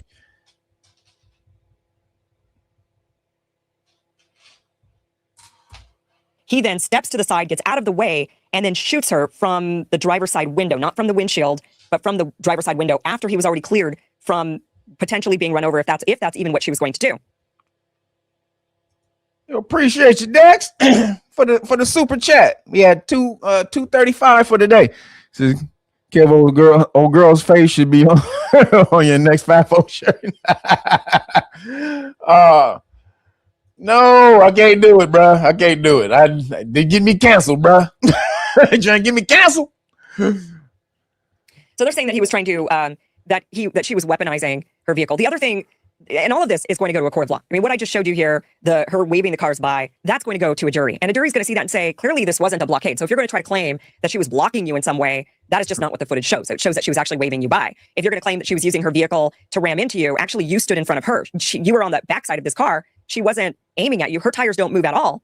You know, when we start and kind of look at this footage from the very beginning, you know, she's trying to get out of the way, waving the cars by. The officer, she's not looking at this officer and then driving her car toward him like she's going to ram him. He steps in front of her vehicle. A jury's all going to see this, and a jury is going to say, "Your narrative, I'm sorry, ICE, it doesn't hold up." Now, you stood in front of a car and created the confrontation. This wasn't somebody who doesn't know the law. Kim Iverson doesn't know the law. She's a reporter. Girl, you're a journalist. Shut your ass up. You have no experience with the law whatsoever. You don't know what the hell you're talking about. And maybe she started off, we don't know what the rest of this footage is, and I wish that we could see more of what was going on prior to this moment. But even if she was yelling at them, even if she was protesting the ICE raids that were going on, I mean, what had happened prior to this was that the Donald Trump administration had deployed about 2,000 ICE agents to Minneapolis in response to the heavily reported on Somali scandal, the Somali fraud scandal. So they sent 2,000 agents. A lot of people in Minneapolis were trying to protect their neighbors. So watch this. So we're going to move on because now she broke that down. Now let's get into, was he wrong for doing it? Lawfully. So lawfully, not necessarily. Because when he was sideswiped by the car, in his mind, his life became in danger. Why was that? Because weeks before, he had been dragged by a car. Somebody had pulled off when he was trying to stop that car, and they dragged him. He had to get 30 stitches in his arm. So he got PTSD from that shit. So now, which is why, to me, he shouldn't have been standing in front of a goddamn car. If you got PTSD from you being dragged from a car, why the fuck you standing in front of a car? That's stupid. However, let's go with his narrative that he had PTSD, and when she came at him, she did swipe him with the car, but he pulled it before he got hit. He pulled the blicky before he got hit. When she turned the wheels is when he pulled the jammy. And so you are already intent on shooting her. Now, should he have shot her? So Stephen A, and I never agree with Stephen Gay Smith, but he had the best take on it. And real quick, let me get a shout out to Conceptual Elixirs real quick. I forgot, brother. Hold on, brother. Let me give you your just due. Thank you for that cash out, bro. Appreciate you, Conceptual Elixirs. Thank you, brother. May the force be with you. So, oops, hold on. So morally, so Stephen Gay Smith he said, yeah, you lawfully had the right to do it. You may have been lawfully within your rights to do it, but morally, did you have to kill that lady? And no, he didn't. Like, shoot her in the face, shoot her in the head. Like, as she driving off, when your danger or your life is no longer in danger, it's no longer in question. You shoot her as she's moving away. Now, Kim Iverson is about to get into this is why I like Kim Iverson, because she'll, even though she's emotional on this, she does have some understanding on this stuff right here. Hold on, where is it? I think this is it. And for maybe protesting. I mean, that's telling them to move past her. She wasn't operating a blockade. She was, it's snowy on the road. That's also difficult conditions. You can't exactly just speed away or get out of the way very easily when there's ice on the street. You have to be careful. You have to kind of inch your way around. I mean, this is after he shot her. There is a use of force policy that the Department of Homeland Security and the Justice Department have. And that is the Department of Homeland Security use of force policy, which was dated in 2018 during the first Trump administration, by the way, says officers are prohibited from discharging firearms at the operating of a moving vehicle, vessel, aircraft, or other conveyance. So you're not even supposed to shoot at a moving vehicle per the Department of Justice policy. Use of force policy. You're not supposed to shoot at moving vehicles. Let's see what else. unless the use of deadly force against the operator is justified. And they have a reason for that, because what exactly happened after this woman was shot and killed? After she was shot and killed, you see her car, right? He shoots her. She's no longer able to drive the vehicle. She's dead, and it smashes into another car. That's one of the reasons they don't want officers shooting at moving operating vehicles, because you put a lot of other people in danger. What if there was a crowd of people on where, there was a car there instead? But what if there was a crowd of people there? She could have accidentally run over. Well, she was dead, so of course it would have been an accident at that point, running over, small children or something. So they're not supposed to be doing that. It also says, now you might say, well, it was justified. It says that the Department of Justice has long warned that officers should not fire at moving cars and has encouraged departments to forbid it. The department's own use of force policy says that agents may not fire at a moving car that is threatening them unless no other objectively reasonable means of defense appear to exist, which includes moving out of the path of the vehicle. It literally says that for the Department of Justice. So they're going to have a hard time. He was supposed to move out of the way. He's not supposed to shoot at the vehicle if it's coming at you and you can move out of the way. You're supposed to get the fuck out of the way, which he was. He wasn't directly in front of the car. He was on the side of the car. At the very most, the car would have ran over his foot. It wouldn't have killed him. He wasn't in danger of dying. At the very most, the car would have ran over his foot. If all things go badly the way they were, the car would have just ran over his foot. But it didn't even do that. And he was supposed to get the hell out of the way per the Department of Justice policy. Even arguing with their own policies for the Department of Homeland Security and also for the Justice Department, their own use of force policy, which says you should not be shooting at moving vehicles. And if you can get out of the way of the moving vehicle, then get out of the way of it. That is how you secure yourself, not shoot the person in the face from their driver's side window when you're clearly no longer in the line in the path of their vehicle. When they say, unless there's no other objectively reasonable mean, that means you're literally blocked in. You cannot get out away. You can't get away from the moving vehicle. It is coming towards you. Then you have the right to shoot. That is self-defense, sure. Or in the event of the vehicle is running people over, they say that, yeah, then in that case, you can shoot the moving vehicle because the vehicle is literally being used as a weapon in that very moment and is a danger to people. But now again, ICE has they have the authority to do this. United States Code, Title 8, Section 1357A gives ICE agents broad power to detain illegal immigrants as well as normal policing powers when they see a crime committed or have suspicion of a crime.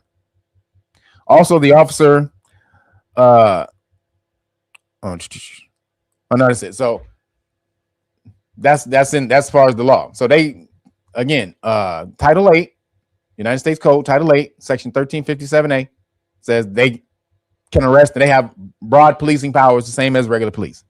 So if she was stopped in the middle of the street, obstructing traffic, they had every authority. They had all the authority to detain her or even arrest her for doing it, for obstruction. The officer was able to get out of the way. It did get out of the way.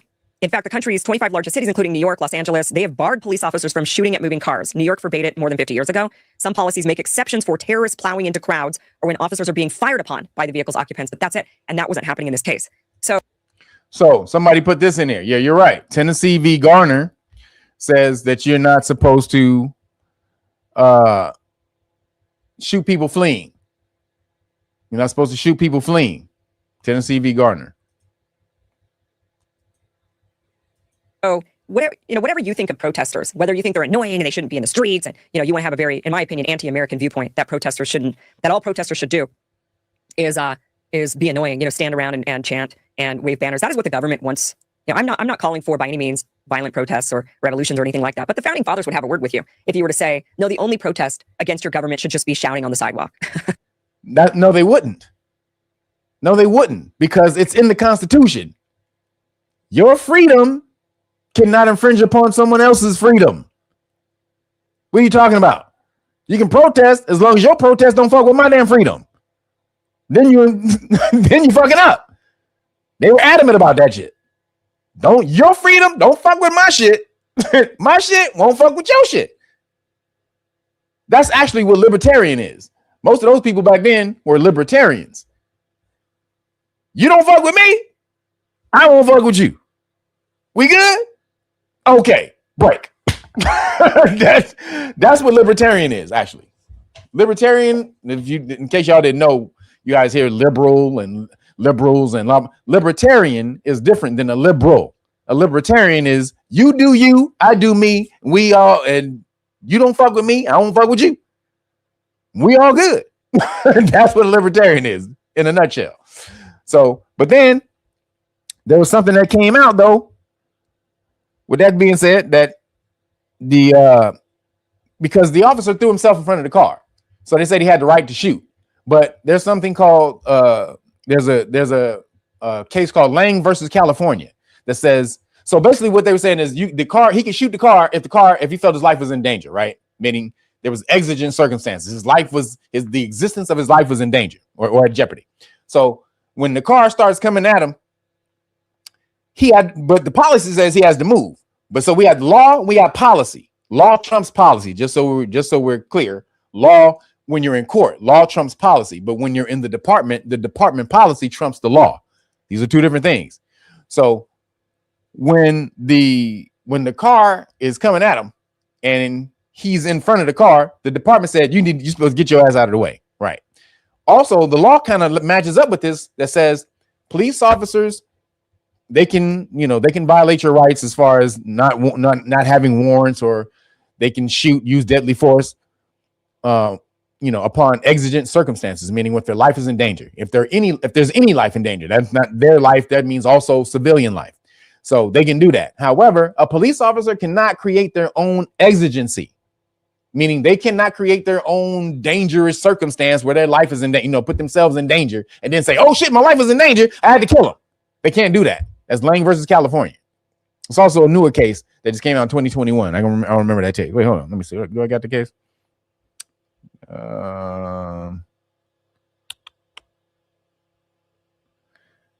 Damn it. No, I don't have the case, but only Lang versus California. So there's another new case that just came out and said the same thing. That reiterated it. Police officers cannot create their own exigency, right? So meaning he can't jump in front of the goddamn car and say she was going to run me over. That's what that means. He can't jump his ass in front of the car and say, oh shit, she's going to kill me. He can't do that. So again, now the regular law states that if you feel that a suspect is trying to use a vehicle as a weapon, you can use deadly force to save your life. However, the law states that you cannot create the danger that causes you to kill somebody. You can't create that danger. So Stephen A was right, but he was right where he says that he's not going to get charged legally. He's not. But he's really not legally in the right either, because of Lang versus California. He created his own exigent circumstances, his own dangerous death circumstances, and then tried to shoot the lady and say, oh shit, she was gonna kill me. So he can't do that. He said my pinky toe. My pinky toe. So then check this out. There's another aspect behind this. Because Trump, when Trump is, this is why y'all shouldn't be out there protesting. Unless you got one of these you gotta here, let me show you. You need one of these. Do I have it? Dang it, I don't have it. Damn, I thought I had it. But you need to make sure you get one of the press passes that we got at Know Your Rights Foundation. But so you shouldn't be out there in any of these protests, because in September, this September, Trump signed something called NSPM 7. Go look that up. Let me see if I can.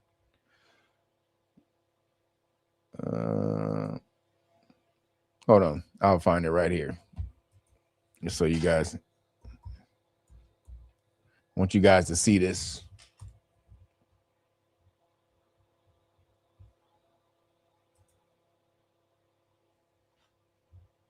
Hold on.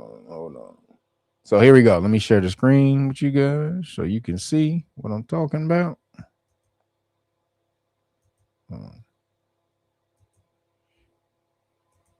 So check this out. NSPM 7 is a national security presidential memorandum titled Countering Domestic Terrorism and Organized Political Violence, issued by President Donald Trump on September 25th, 2025. The directive establishes a federal strategy to investigate and disrupt individuals or organizations, involved in what the administration defines as political violence and intimidation. Investigative forces, it tasked the Department of Justice and the FBI joint terrorism. See, terrorism. They're calling you domestic terrorist. When they label you a terrorist, that means they can just kill you. This is what he did. He labeled people, domestic protesters, as terrorists. This bitch ass motherfucker. Nobody heard about this shit. Crazy. And he'll say violent protesters, right?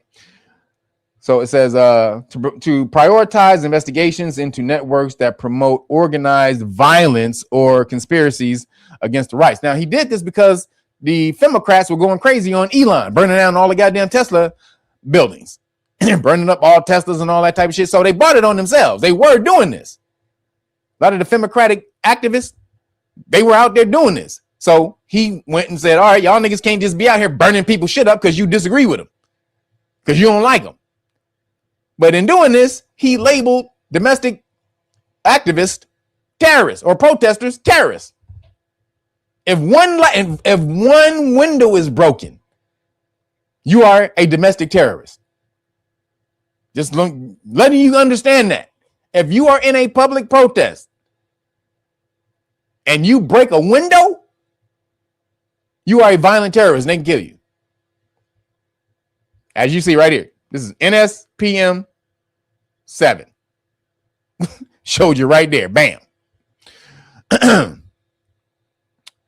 So again, national priority to DOJ of Department of Homeland Security must designate domestic terrorism as a national priority area, allowing for the relocation of federal grant funding to state and local law enforcement.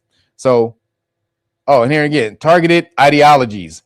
The memorandum identifies common threads of extremism, including anti-Americanism, anti-capitalism. Can't be against capitalism? Anti-Christianity. What? Are you insane? They can't be against Christianity in this bitch? As well as extremism on migration, race, and gender. So you can't be pissed at illegal immigrants, apparently. This is for the Jews. This is for the Khazarians. So now you see why homeboy was able to just shoot old girl, and then the DOJ said, or what's his name, JD Vance, he came out and said, we're not going to investigate. We cleared him. It's federal. They took the case from the state.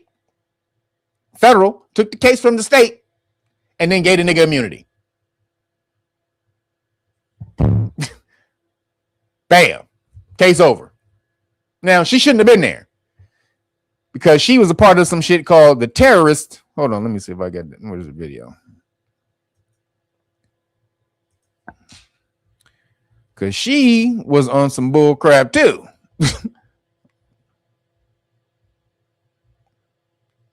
So check this out. Coon Cajun. Your favorite Coon Cajun. Stop it! We're here today because we lost a community member who was doing what was right. She was fighting for her immigrant neighbors, just as so many of us have been. And now she's gone! We cannot let this scare us into stopping our own operations of doing patrols, of helping our community, of doing everything in our power to support the immigrants in our community who are under such a brutal siege in the United States currently. They clearly wanted her out of there because she was the main car leading the protest, is my understanding. I talked to another guy who was driving behind her, but she was very successful in blocking traffic. She was doing what she was set out to do, and so they wanted to get her the hell out of there. Yeah. So it looked like she was impeding ICE vehicles. Definitely, yeah. Okay. That was her goal. I saw the video on numerous occasions. No, they can't. No, they can't. They took it out. What I just say? The federal took it from the state because he's a federal agent. He gets federal immunity. He gets federal qualified immunity. It's a wrap. They cannot investigate.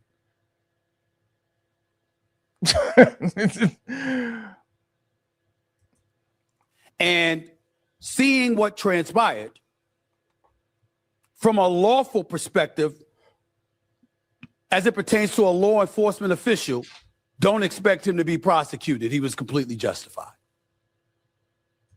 From a humanitarian perspective, however, why did you have to do that? If you could move out the way, that means you could have shot the tires. That means you could have got a few feet away after you shot the tires. And if you weren't successful in doing that, you could have got it down the road. You didn't have to do that. She wasn't driving down the road coming at you 90 miles an hour. She was parked in the middle of the street. And rather than get out the car, she wrongfully tried to drive off. And so hold on real quick. So the state did charge him. The state was going to do an investigation, and the federal government took it away from them. Said no. Fed said no. Sorry, my nigga. That's our dude. You don't get to prosecute our nigga. And again, 2 different jurisdictions. This is why you guys got to learn the law. What's the case? So there's a few of them, but it's called diversity of citizenship. But also there's another case that created. They said it's called Crookshank versus United States. Also, go look at the slaughterhouse cases. These Supreme Court cases that broke down how there's 2 different jurisdictions, state and federal, 2 separate jurisdictions. One can't interfere with the other. So to start it out with the slaughterhouse cases, then go look up United States versus Crookshank. These are different diversity of citizenship, or basically it's called diversity of citizenship because citizens were suing, or state citizens were trying to sue the government and vice versa, whatever, or citizens from different states, diverse. So basically, let me just give a breakdown real quick because a lot of people don't understand. Diversity of citizenship means if you're from 2 different states, if you're from 2 different states, then the federal government, you have to sue each other through the Fed. The federal government has jurisdiction. If you're from one state, another state, you can't sue each other. You can't use the state. Boom. The federal government takes over. But also that means federal government has separate jurisdiction from the state. So that means federal, everything that's federal is federal. Everything that's state is state. And so what the federal government just did, they came in, they took it away from the state because he's a federal officer.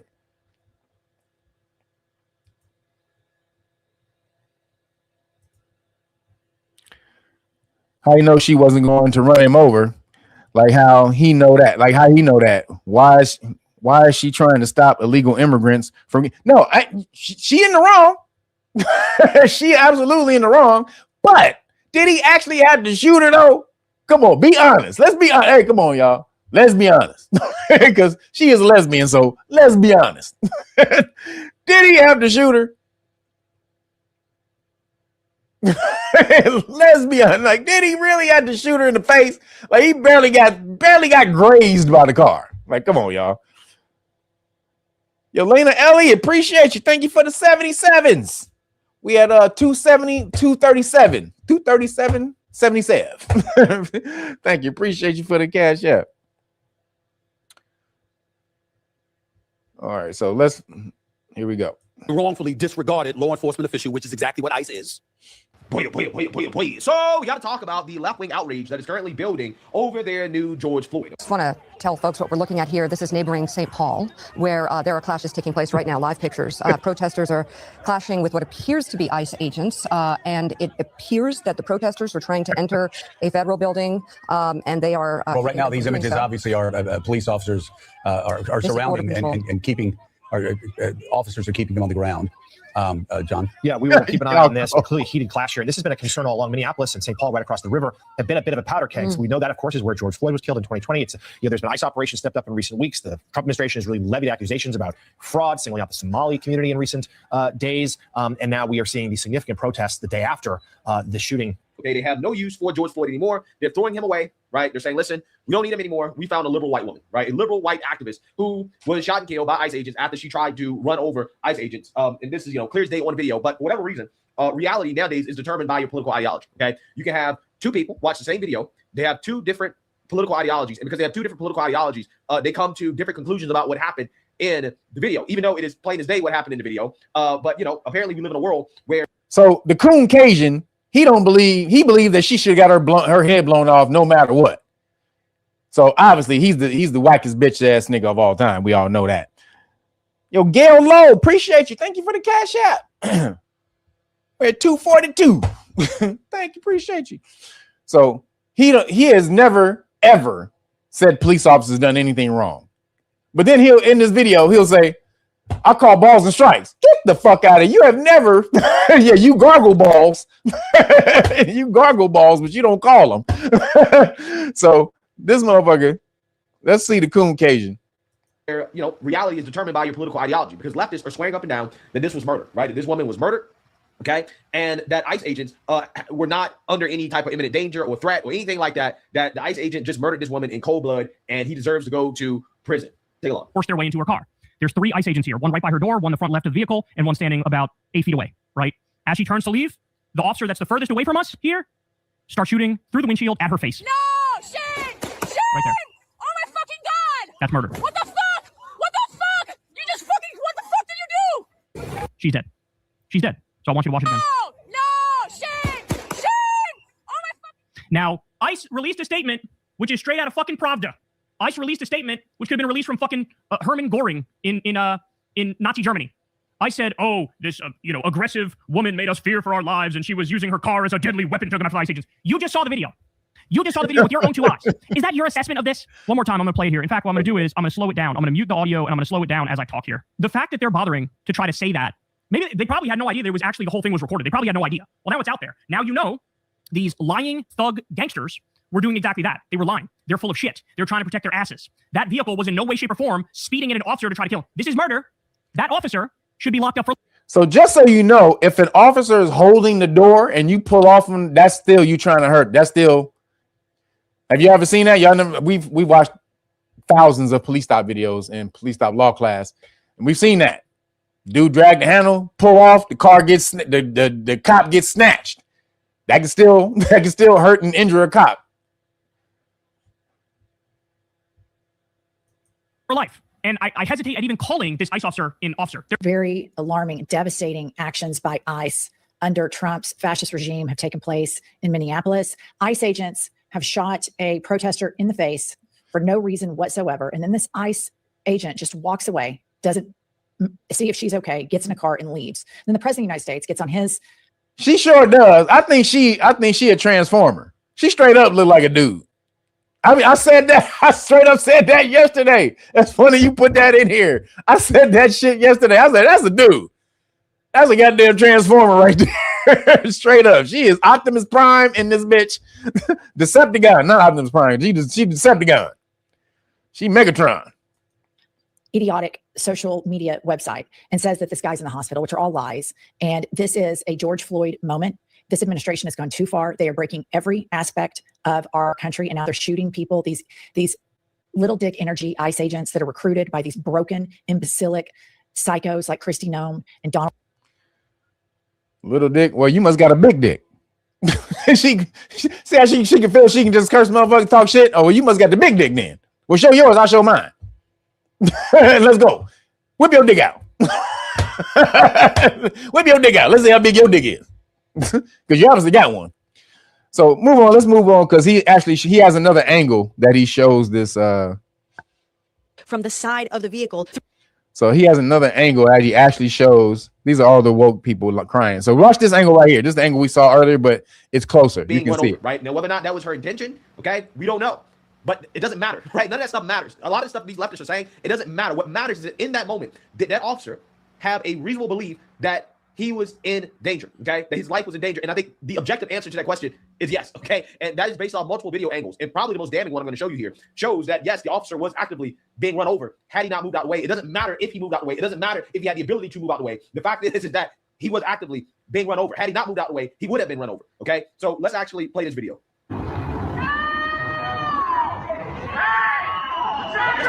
Boom, you see that? You see this? So he was. Okay. Did y'all see it? Damn. I hate when this bitch ass nigga right. I swear to God, I hate when this bitch ass nigga right. Watch this. Right there, he's getting pushed back by the car. Now, that's right. The car is hitting him. He has PTSD and he panicked and pulled the gun and shot her. However, as we just went over, you cannot create your own exigency. The police officer cannot create his own exigency. Lang v. California.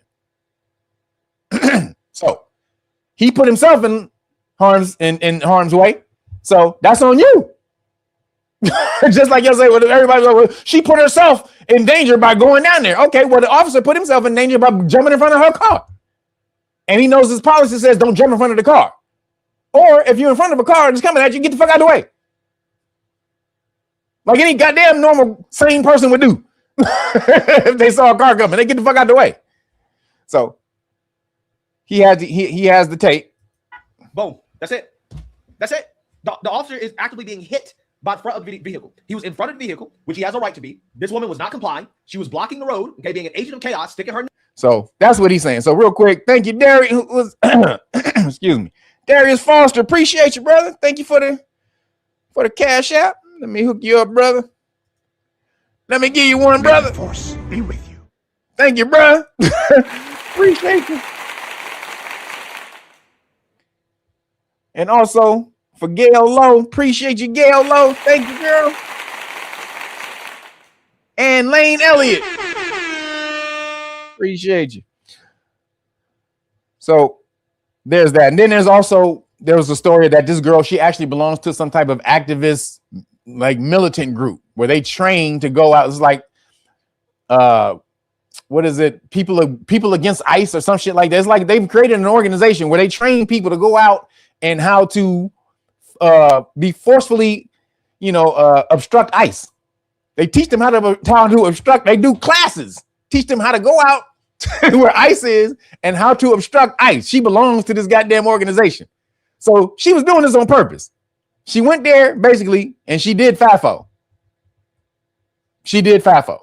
Now, he didn't have to shoot her though. Let's be honest. He didn't have to shoot her. So moving along.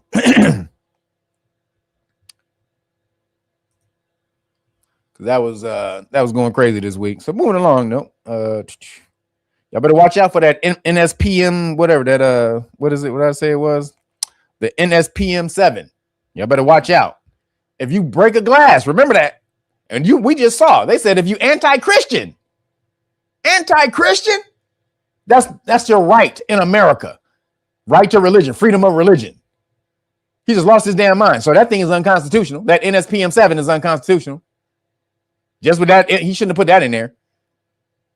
You can't be labeled a terrorist if you're anti-Christian.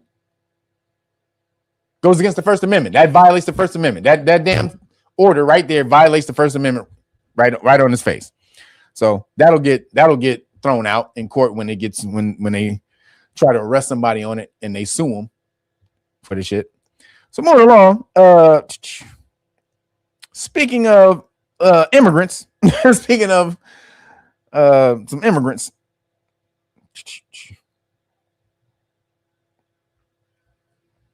Speaking of illegal immigrants, Somalians, still talking about the Somalians, they were found. Did y'all hear about this shit?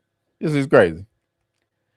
The Somalians were found transporting money through the Minnesota airport. They were putting cash in luggage and transporting cash right on the plane. So they was straight robbing your ass. If you pay taxes, they was robbing you. You understand? They were robbing your ass. I don't pay taxes, but but they were robbing your ass. God damn. Now guess how much they stole? You want to know how much they stole? He said, was it worth it? You want to know how much? Was it for them? Hell yeah. Hell yeah. You want to know how much they stole? That's right. Join Know Your Rights Foundation. It may say yes. especially when you see what I show you later.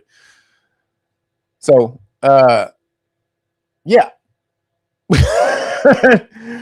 They stole $350 million,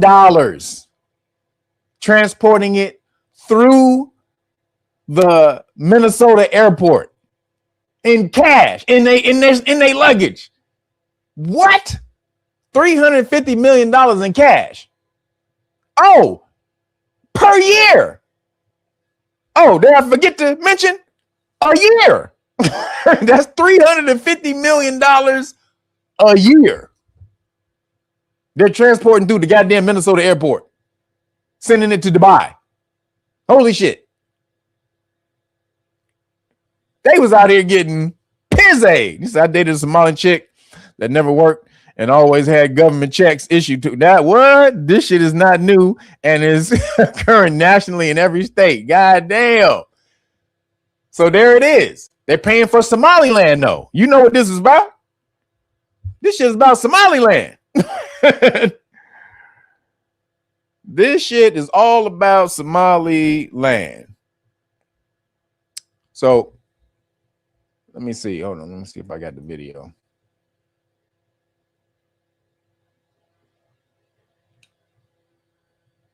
Damn it. I don't have the video. But just a quick story, though. $350 million in cash per year. Somalians. They are getting busy. They're getting crazy paid. God damn. You know they're buying, they're using this money and buying land in cheaper countries where your money goes a long way. In Thailand, your money 30x's. Did you know that? 33x's, excuse me. Your money increases 33 times when you go to Thailand. $1 is worth $33 in Thailand. Crazy. So they're buying land, they're buying property in and also it goes well in Dominican Republic. All these little places, man, you can buy land, buy you nice little Airbnbs and rent that shit out. Get paid. That's what they doing. So Somalians is smart as hell, but full of shit at the same time. But again, it's karma because America has been bombing Somalia for 20 straight years. So God damn it, they like you gonna pay us back somehow. I mean, the universal law is what it is. You can't get by it. Universal law is what it is. Excuse me. So, oops. Oh shit, where'd it go? So moving along, there was a report that just came out that says social media was the creation of DARPA. But check this out though. These cats had direct involvement in it being handed over to them. Khazarians. Everybody Khazarians. Hold on.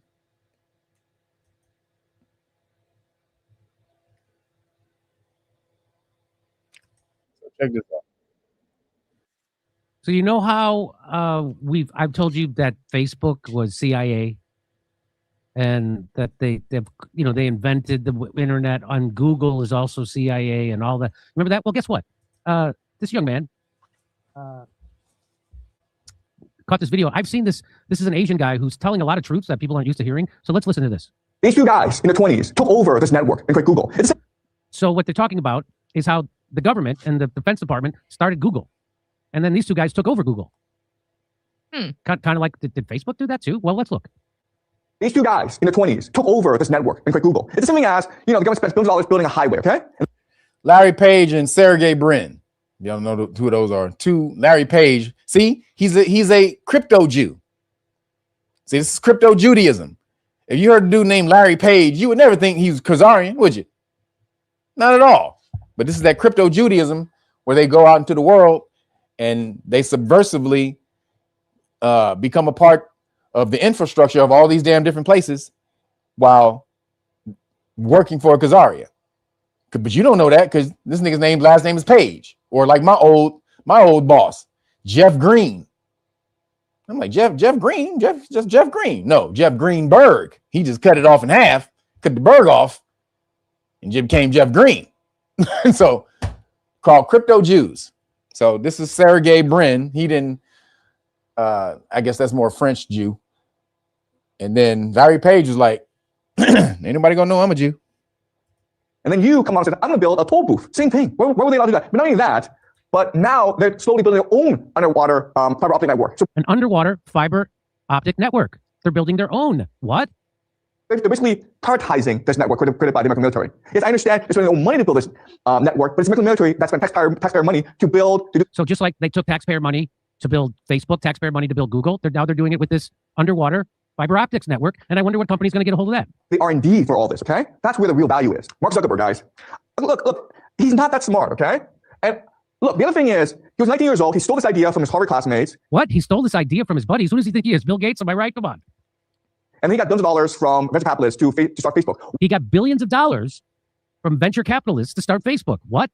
Hang on, I'm going to tell you why. Why did he get this money? Facebook is not a great idea, right? Social media, great. But I mean, like, I could also start a social media company. You could start a social media company. The other thing is, like, Yahoo at one point offered this guy $1 billion to buy Facebook. We'll give $1 billion. That's a lot of money, right? Yeah. You were taking it. I was taking it. But Mark Zuckerberg didn't take it. Why did he turn it down? Listen to the reason. But Mark Zuckerberg's like, nah, I wouldn't know what to do with the money. I wouldn't know what to do with the money, Mark Zuckerberg said. So why would... What? God damn. You wouldn't know what to do with $1 billion. What? Boy. What the hell? Would he start Facebook if not for the money? Would he do it to monitor whatever everyone is thinking all over the planet Earth all at once? And the only problem he would run into is finding people intelligent enough to interpret that much data at once. So the only solution is make a computer that is smarter than them, hence AI. I mean, if you're a billionaire vampire feeding off the blood of the young, it's pocket change to create a complete industry that monitors for when everyone wakes up to who they basically are. It's basically a global ring door camera. That's what Facebook really is. It's a global ring door camera. First of all, you say universal law, how universal law works for everybody but us. We're in universal law right now. We just in our karma part of the universal law. We ran this bitch for thousands of years. You was living good. You just in the down part right now. We was always up here. You just happen to be born at the part where we in the down part right now. But for thousands, actually for damn near ever, since we've been on this planet, melanated people have ran shit. It's only the last couple hundred years where we started to take a dip when we started sharing all the goddamn information that we had. We started sharing all the knowledge. They started coming up out of their dark ages and was able to start doing shit. But because we had all the goddamn knowledge, we ran everything for thousands of years. That's why they call us gods and all the rest of that shit, dragons and phoenixes and all the rest of that shit. That speaks to the knowledge we had. Magic, magicians, and sorcerers and all that shit. That's all niggas. And the science they were using. So you were up. You were up for a long time, bro. You just happened to be born, the misfortune of being born in the time where we down right now. Sucks. It does, but hey. Okay, here we go. He's got more to say. That's retarded. Why did you start Facebook in the first place to make money? Right. So you have these 3 questions. First of all, why are these people giving him money? Why? He's a 19-year-old guy. He's a Harvard dropout. That's all he is. Unless this was a big PSYOP, deep state project. No experience, nothing. Second question is, if you're someone who's that young and you succeed so much, you suffer from hubris, from ego. You make a lot of mistakes, right? The guy's never failed in his life. The third thing, of course, is I understand why Amazon, Google, and Apple are successful, okay? Apple has Steve Jobs. Google controls the world search. Amazon controls buying things, right? What does Facebook do? It doesn't do anything, right? So how can I explain why Mark Zuckerberg is so successful? Well, there's actually an explanation. This, guys, okay? Data. It's all part of it's possible, okay? I'm not saying it is true, but it's all part of the grand conspiracy to create an AI surveillance state, which is what CashApp is. AI surveillance state, which is what Donald Trump is ushering in at lightning speed now through Palantir. But a lot of it's already been set up with Facebook. Here we go. This guy. Look at that guy. So that's the Sam Altman. He's the AI genius, right? They look exactly the same. They look the same, somebody said. They look the same. Him and Mark Zuckerberg, they look the same. They look exactly the same. They are the same. They look like clones of each other. No personality, no ideas of their own. They're just robots.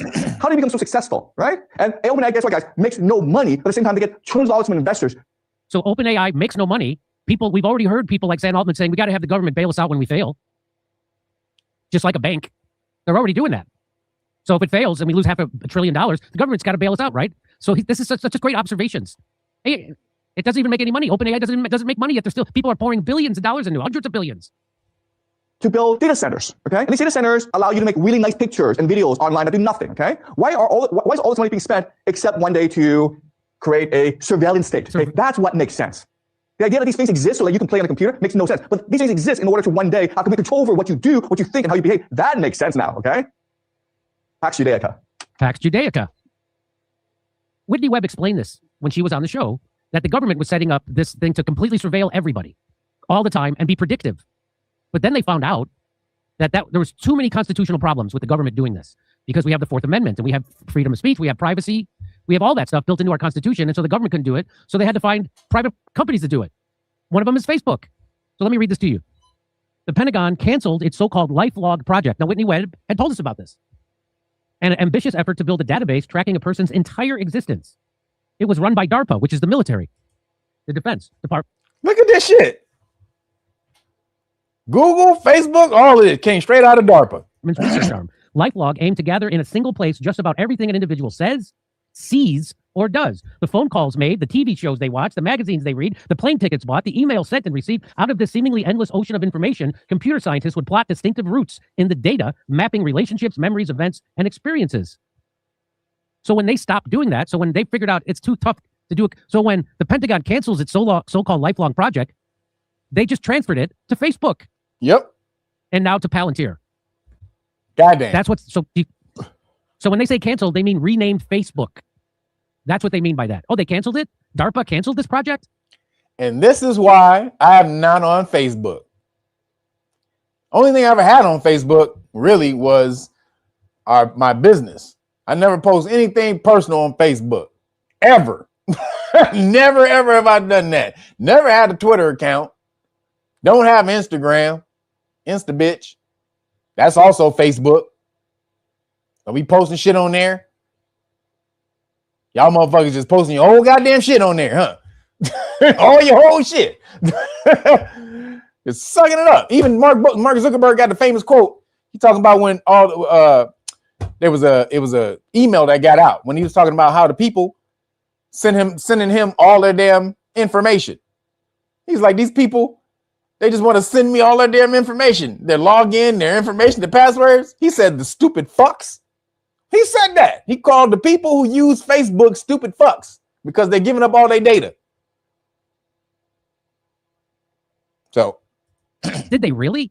Or did they just rename it Facebook? So the silicone-skinned reptile puppet, stealthy, irritating, and toy-like, was recruited by the CIA. This guy was recruited by the CIA at Harvard, because everybody knows Harvard is infiltrated, just like MIT, completely by the CIA, completely. Which is why people like Chelsea Manning aren't allowed to speak at Harvard. That's what. So you get it now? Okay. Taking into account the Pentagon's DARPA written program, LifeLog, and $500 million to start the business. Isn't that amazing? If Mark Zuckerberg were any deeper in over his head, he'd be a turtle. So I showed you a bit of this before in my other video. I'm going to show you the rest of it right now. So just to let you know, Trump has tapped Palantir to create an entire database of all American citizens. It brings me no pleasure at all to inform you that Donald Trump is actively working with the very same deep state he claimed he would obliterate to create the largest surveillance database of Americans ever created. This plan is in lockstep with the UN Agenda 2030 goals and the WEF Fourth Industrial Revolution. MAGA, if you are observing this from afar and holding on to any semblance of hope that Trump is who he said he was, sadly, it's time to wake up to the brutal realization.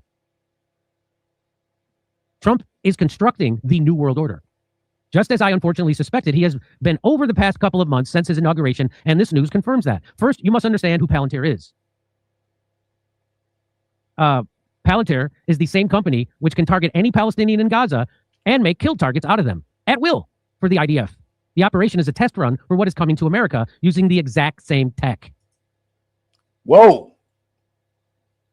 Goddamn. Now, let me show you something else.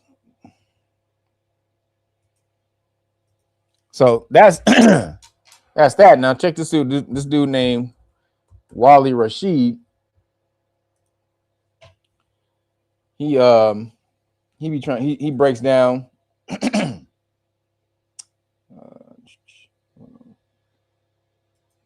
Wally Rashid breaks down.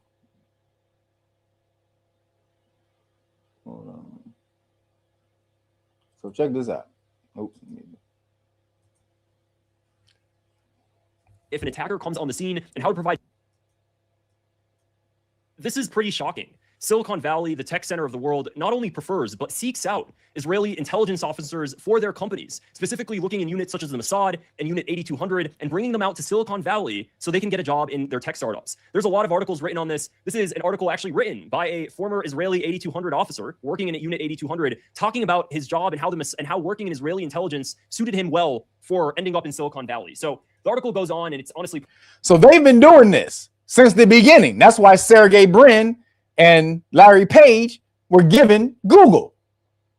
These niggas have been groomed. They groomed these motherfuckers in high school. They're grooming them in Israel in high school or over here in America. If they're like dual citizens and shit like that, if their parents are dual citizens, they groom them here and in Israel. Just so you know, the IDF also trains with Israel. They train with the IDF. ICE, all the military, most of the police forces over here in America, they go to Israel on America's dime and they train with the IDF. This is why they shooting and killing everybody. Go Google that shit. So this is why we're seeing this right now. You're seeing a full-fledged takeover of America by Khazaria, New Khazaria. Pretty gross to read. But regardless, what he ends up saying here is the 8200 is a special unit, and in many ways, it's like a high-tech startup. It begins with finding the best talent. IDF scouts comb the nation's high schools to identify high-potential candidates at an early stage. So they find, because as we know, so many people working in Israel's military are just 18-year-olds that are propagandized from a very young age. They put them into Israeli intelligence. They raise them to view Palestinians and Arabs as less than human, and then they end up. Now, how many of you think Ben Shapiro was one of these people they groomed? How much you want to bet? You know Ben Shapiro was one of these motherfuckers they groomed when he was in high school. Getting compromising material, have them working in intelligence, have them working in arms development and everything else. So the reason I say that this article is gross because it just shows you how at such a young age, they're bred to basically be spies all around the world. Instead of relying on outside research, the 8200 technologists work directly with their customers. All of the unit's technological systems, from analytics to data mining, intercept, and intelligence management, are designed and built in-house. Technologists sit side by side with their users on a daily basis to ensure that their products meet the intelligence officer-specific requirements. So basically what's going on and why this literally affects everybody is because Israel uses Palestinians as an experiment. And the weapons and the intelligence and the security systems and the spying that is done on Palestinians eventually gets done on everybody. It's tested on Palestinians, but it ends up being sold to the public all around the world. And that's what we see time and time again. The spying on WhatsApp and on mobile devices, all the spying that Israel does on Palestinians on the West Bank, it ends up being sold to German and American and European companies that then implement that spying on European and American citizens. It all starts with Palestinians, but it ends up on everybody. So here's another article from the Times of Israel that actually talks about these sort of intelligence companies that end up selling their services. This is an article that was posted back in 2019. A private Mossad for civilians goes worldwide to make its clients secure. Sabra Intelligence Solutions brings expertise acquired in Israel's security services to the general population with its focus on operating ethically. Because apparently you can operate ethically while spying and committing espionage and using honeypots and everything else you can do. You see this? A private Mossad for civilians. What? A private Mossad. They are trying to build a worldwide spy agency. They don't ever want to lose control. This is their way of keeping control the whole forever. And you ain't able to do shit against them. Anybody see Resident Evil? The Umbrella Corporation. That's these motherfuckers. That's New Khazaria. The Umbrella Corporation from Resident Evil is New Khazaria. Do that in a way that's ethical, wink, wink. So the article goes on and it talks about how the rise of anti-Semitic acts globally has prompted Jewish communities and institutions in the US, Europe, and Mexico to seek out security services of Israeli firm Sabra Intelligence Solutions. Actually, now that we're talking about specific ethnic groups, might be a good time to bring up this disclosure I like to show on my shows now. So the intelligence officers of the Israeli firm Sabra Intelligence Solutions fly around the world from their office in Haifa to provide security services to clients everywhere, mapping out sites and setting up a response plan in case of emergencies. This includes providing advice on how many security personnel are needed on the ground and where to deploy them, where to set up sterile rooms, where people can fly if an attacker comes on the scene, and how to provide security in an unobtrusive way. So it's shocking just how far this will go. The 2-year-old company, which calls itself a Mossad for civilians, is staffed by people with extensive experience in operations and training who serve in classified intelligence units in the Israeli army, the Israeli police, and other Israeli intelligence organizations. The team sent to the field often include cyber professionals. The synagogue of Satan. Yep. Absolutely. That's them. lawyers, economists, and in-house psychologists, the firm said. The team track and gather information using, for example, artificial intelligence technologies on security cameras and analyze it to suggest steps that can be taken. The firm also says it works for the Jewish communities facing anti-Semitism, but would not provide details on exactly how they're going about doing that. So Jewish communities are hiring off-state Mossad firms to spy for them, do whatever, we don't know. Clearly it says they don't provide details here. And they're now selling the service out to the public. So anybody could go ahead to reach out to Sabra Intelligence Solutions if you have money, be like, hey, I need you guys as my personal Mossad, which is why I say, and it's really important people understand that what is tested on Palestinians gets tested on everybody and gets put out to the general public eventually. Private Mossad that you can hire if you need to do some spying. You need to do some shady spying shit, some treachery, because treachery means trickery. Means to trick. So that's who the Khazarians are. They're the tricksters. They're the Mitzelplicks of the real world. If anybody knows what that is, put it in the chat. They're the Mitzelplicks of the real world. Let me see which one of you knows who Mitzelplick is. Let me see. Mitzelplick. So moving along. You see the Khazarians full of shit. Let's keep it pushing.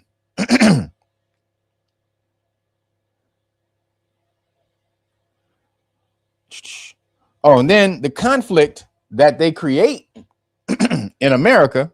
What you know about who had it? Who had this? Somebody put it down. Let me see. Who had it? Let me see. Who had it first? Not Justice League. I can't give you Justice League. That ain't what that's not the show it was called. That's not, no, it's not.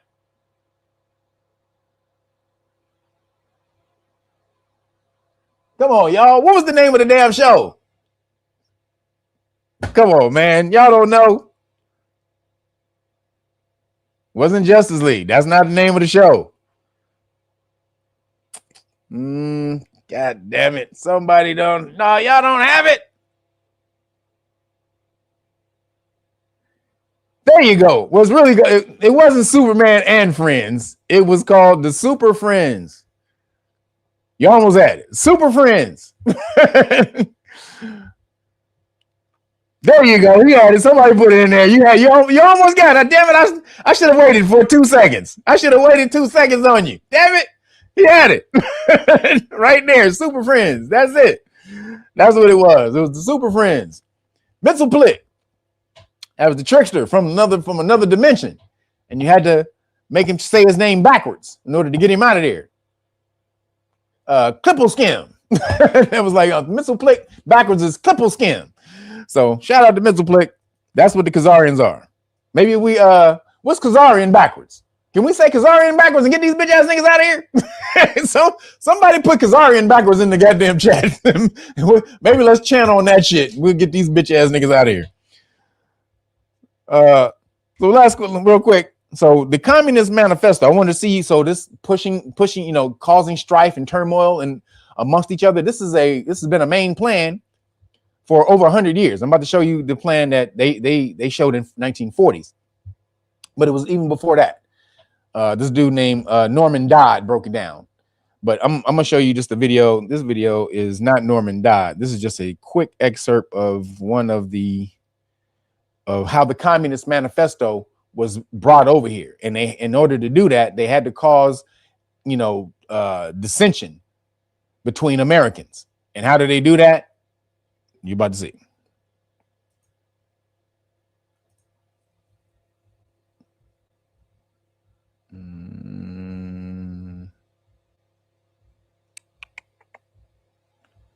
Where is it at? Oh, here it is. All right.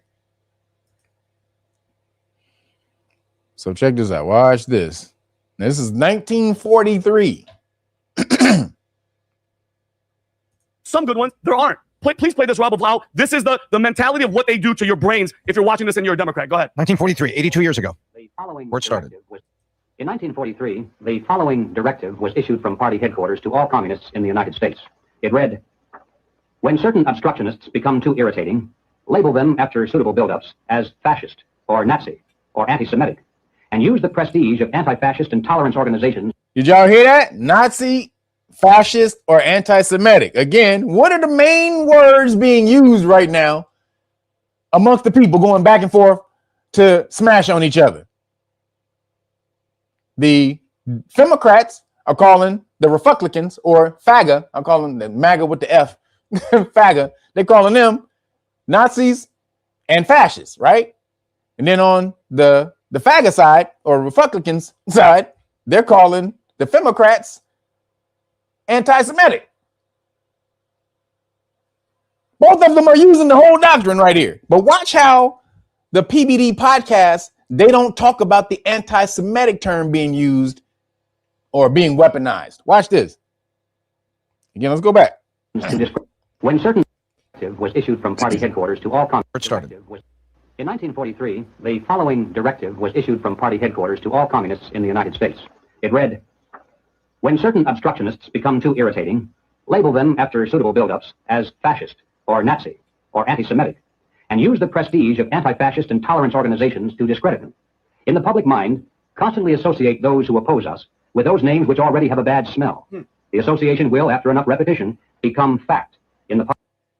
If you just say it enough, it'll become true.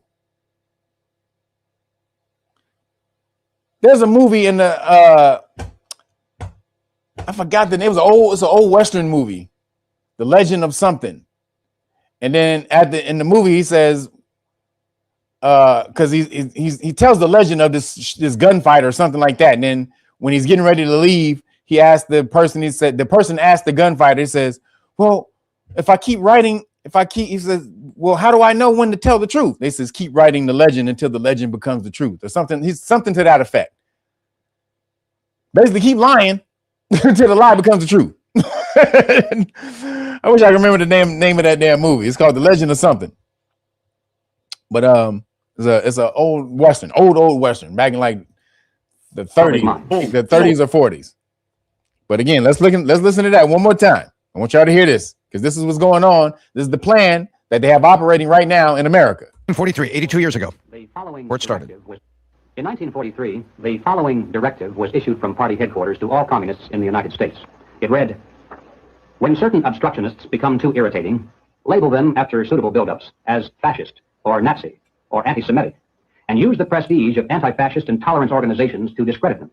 In the public mind, constantly associate those who oppose us with those names which already have a bad smell. The association will, after enough repetition, become fact in the public mind. Boom. Yeah, does Tim Walz get held accountable for her life? The blood is on his hands. You can't tell people, go fight, go be illegal, go break the law, and then she dies, and nobody says anything to him. Well, that's an incitement. Any incitement to violence is prosecutable. I mean, he could be prosecuted for an incitement for violence. But it's just become normalized in the Democratic Party. You can just go like Democrats being violent and look it up on YouTube, and it's just all of them just saying, get in the streets, get in their face, don't let them eat at a restaurant, don't give them no peace. So you have it. It's just it's evil and it's awful and it's something. But how do you fight it back? I mean, you have to, first of all, we're in such a bad as far as the prosecutions are, we're in bad shape. When I go to my local Walmart in Arizona, and there's a lot of things that are behind glass. And they told me they had 1.2. This one particular store in Scottsdale. Hold on, let me move to the part. Hold on. $1.2 million of theft. They said we're going to put 3.1. Hold on. If you were in the good times of the 70s, 80s, and 90s, I didn't realize that that with me saying dangerous. The protocol. He talks too much. Extremely serious about buying island value at store. Let's go to next door. Next door. It's for their own safety. So in this, damn, and I might have skipped over a part of it, but all they were talking about were the Democrats and the Nazi and fascist terms being used as, being weaponized, and them being riled up by calling, the Republicans all of those terms. But they're not talking about how the anti-Semitic term is being used more as much or more than the Nazi and fascist term. So what are you talking about? You just gonna obfuscate that shit. Just leave that on the side, because Patrick Bet-David is part owner of the New York Yankees, and that's owned by Khazarians. So he can't really speak out against the Khazarians because they'll take his partnership, take his part ownership away in the Yankees. So that's why he don't say shit.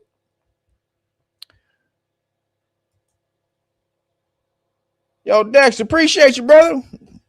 We're at 157. I mean, see, 257 for the day. 257 for the day. 257 for the day. Appreciate you, brother. Says the man who shot Liberty. Yeah, thank you. That's what it is. Thank you. The man who shot Liberty Vance. Thank you. That's what it was. Not the legend. Yes, the man who shot Liberty Valance. Thank you. That is the name of the movie. Appreciate you, brother. So yeah, he says when the lie just print the legend until the legend becomes the truth, is what he says at the end of the movie. Like, nigga, basically just lie, fake it till you make it. Somebody put that in here. Who put that in here? Somebody said that shit here, right here. So that's exactly it.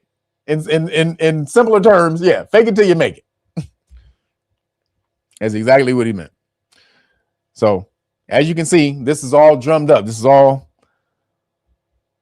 planned. All of this anger and turmoil and turning each other against dissension and all that it's all planned. You got to. I know everything is emotional, black, white, this and that. You want to place yourself all kind of identities and shit. Don't get caught up in that bullshit. You this, I'm that, I'm this, I'm that. That's for the government. Identities are for the government. Everything else, nigga, I'm God. That's my identity, nigga. And that's everybody. That should be everybody's identity. I ain't black, I ain't white, I ain't no hood, I'm no more, I'm not nothing. I'm God. And so are you. But you can only manifest the power of God when you know it, when you know you're God. Those who believe it, those who think it, you won't manifest the power of God. You have to know you are God, and then you will manifest the power of God. But other than that, all that other identity shit, that's for the government. When I want to smash on the government, then I'll break out my identity. Aboriginal, Cherokee Lenape, here before all you bitch ass niggas. I ain't paying no taxes, bitch. Straight up. California, federal, told them both. I ain't paying no taxes. Eat a dick, bitch. EAD. And they didn't say nothing back. So status is for the government. This is why you need to go over to patreon.com/realnagas. Sign up for the status class. Have one foot in the system, one foot out. Be able to do what I did. Tell the federal government and state government to EAD. And they have to leave you alone. Like, they have to leave you alone. They, again, you got to know how to work them. It's all about jurisdiction. If I taught you about jurisdiction, you'd kill the game. But you have to change some things first. You have to change your paperwork and stuff like that before you can start claiming a jurisdictional status. Then it's a whole different playing ground or playground from that time. So moving along. An appeals panel says that California, no side border. It said California can open carry. So California was the worst state ever for gun control. And why was that? Does anybody know why California was the worst state for gun control? Do you know? Anybody know the history of California and guns? Let me tell you, it was because Huey Newton, shout out to Huey. They used to be out here with them damn guns, walking up to pig. F you, pig. Pig, blah, blah, blah, pig. What you gonna do about it, pig? Big ass shotgun. Bow. What's up, pig? So Huey and the Black Panthers is out here riding. Oh, who was that? Yo, Third Eye Jedi, appreciate you. He says, whatever the thinker thinks, the prover will prove. Yep. So Huey was out here balling, gangstering, and he was doing fine until they went to the Capitol building in Sacramento.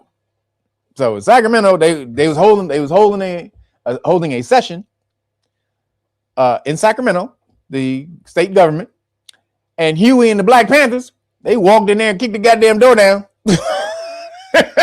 Chris crazy ass. Let me see if I can find that. Let me see if I can see. Hold on. Let me see if I can show you that. Panthers.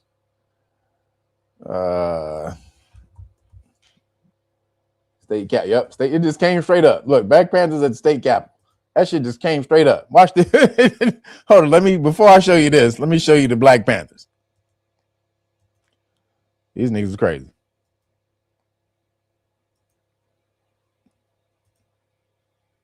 So, y'all see this? Hold on. Let me visit this. So y'all see this? Watch this. Oh man. Go to the damn site inside of here. What are you doing? So it won't let me do the big picture because I have to share another screen. But as you can see, you see these brothers on the Capitol, the steps of the Capitol. You see that shit right there? You see this? You see this? So that was outside. Let me see. Do they have pictures of them? Hold on. Let me see. So this is them inside the Capitol building. You see that shit? You see that big ass shotgun? You see this white ass security guard right here? Are you guys on the list? Like, nah, nigga, we ain't on the list, bitch. Let us in. I don't see you guys on the list here. What your name is? What is your name? The Black Panthers? Get the fuck out the way, bitch. So if you ever seen the video, there's video of it too.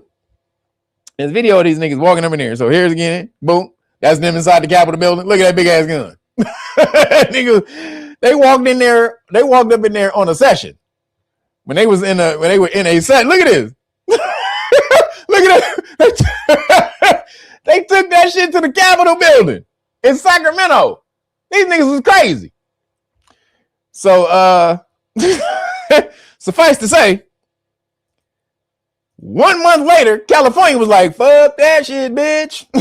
Ain't no more guns. And they created a law that says you can't carry, you can't open carry in California, only in counties that have less than 200,000 people. Well, in California, mostly every county has over 2,000, like 95% of the counties in California have over 200,000 people. So that's nowhere, basically. You'll be able to open carry, right? that's basically nowhere. So let's see. So California, they just had a law. They just ruled on this the other day. Where'd it go? Man, what are you doing? Hey, man, where'd it go? Did I lose the hold on, man. I think I just lost the let me take that down.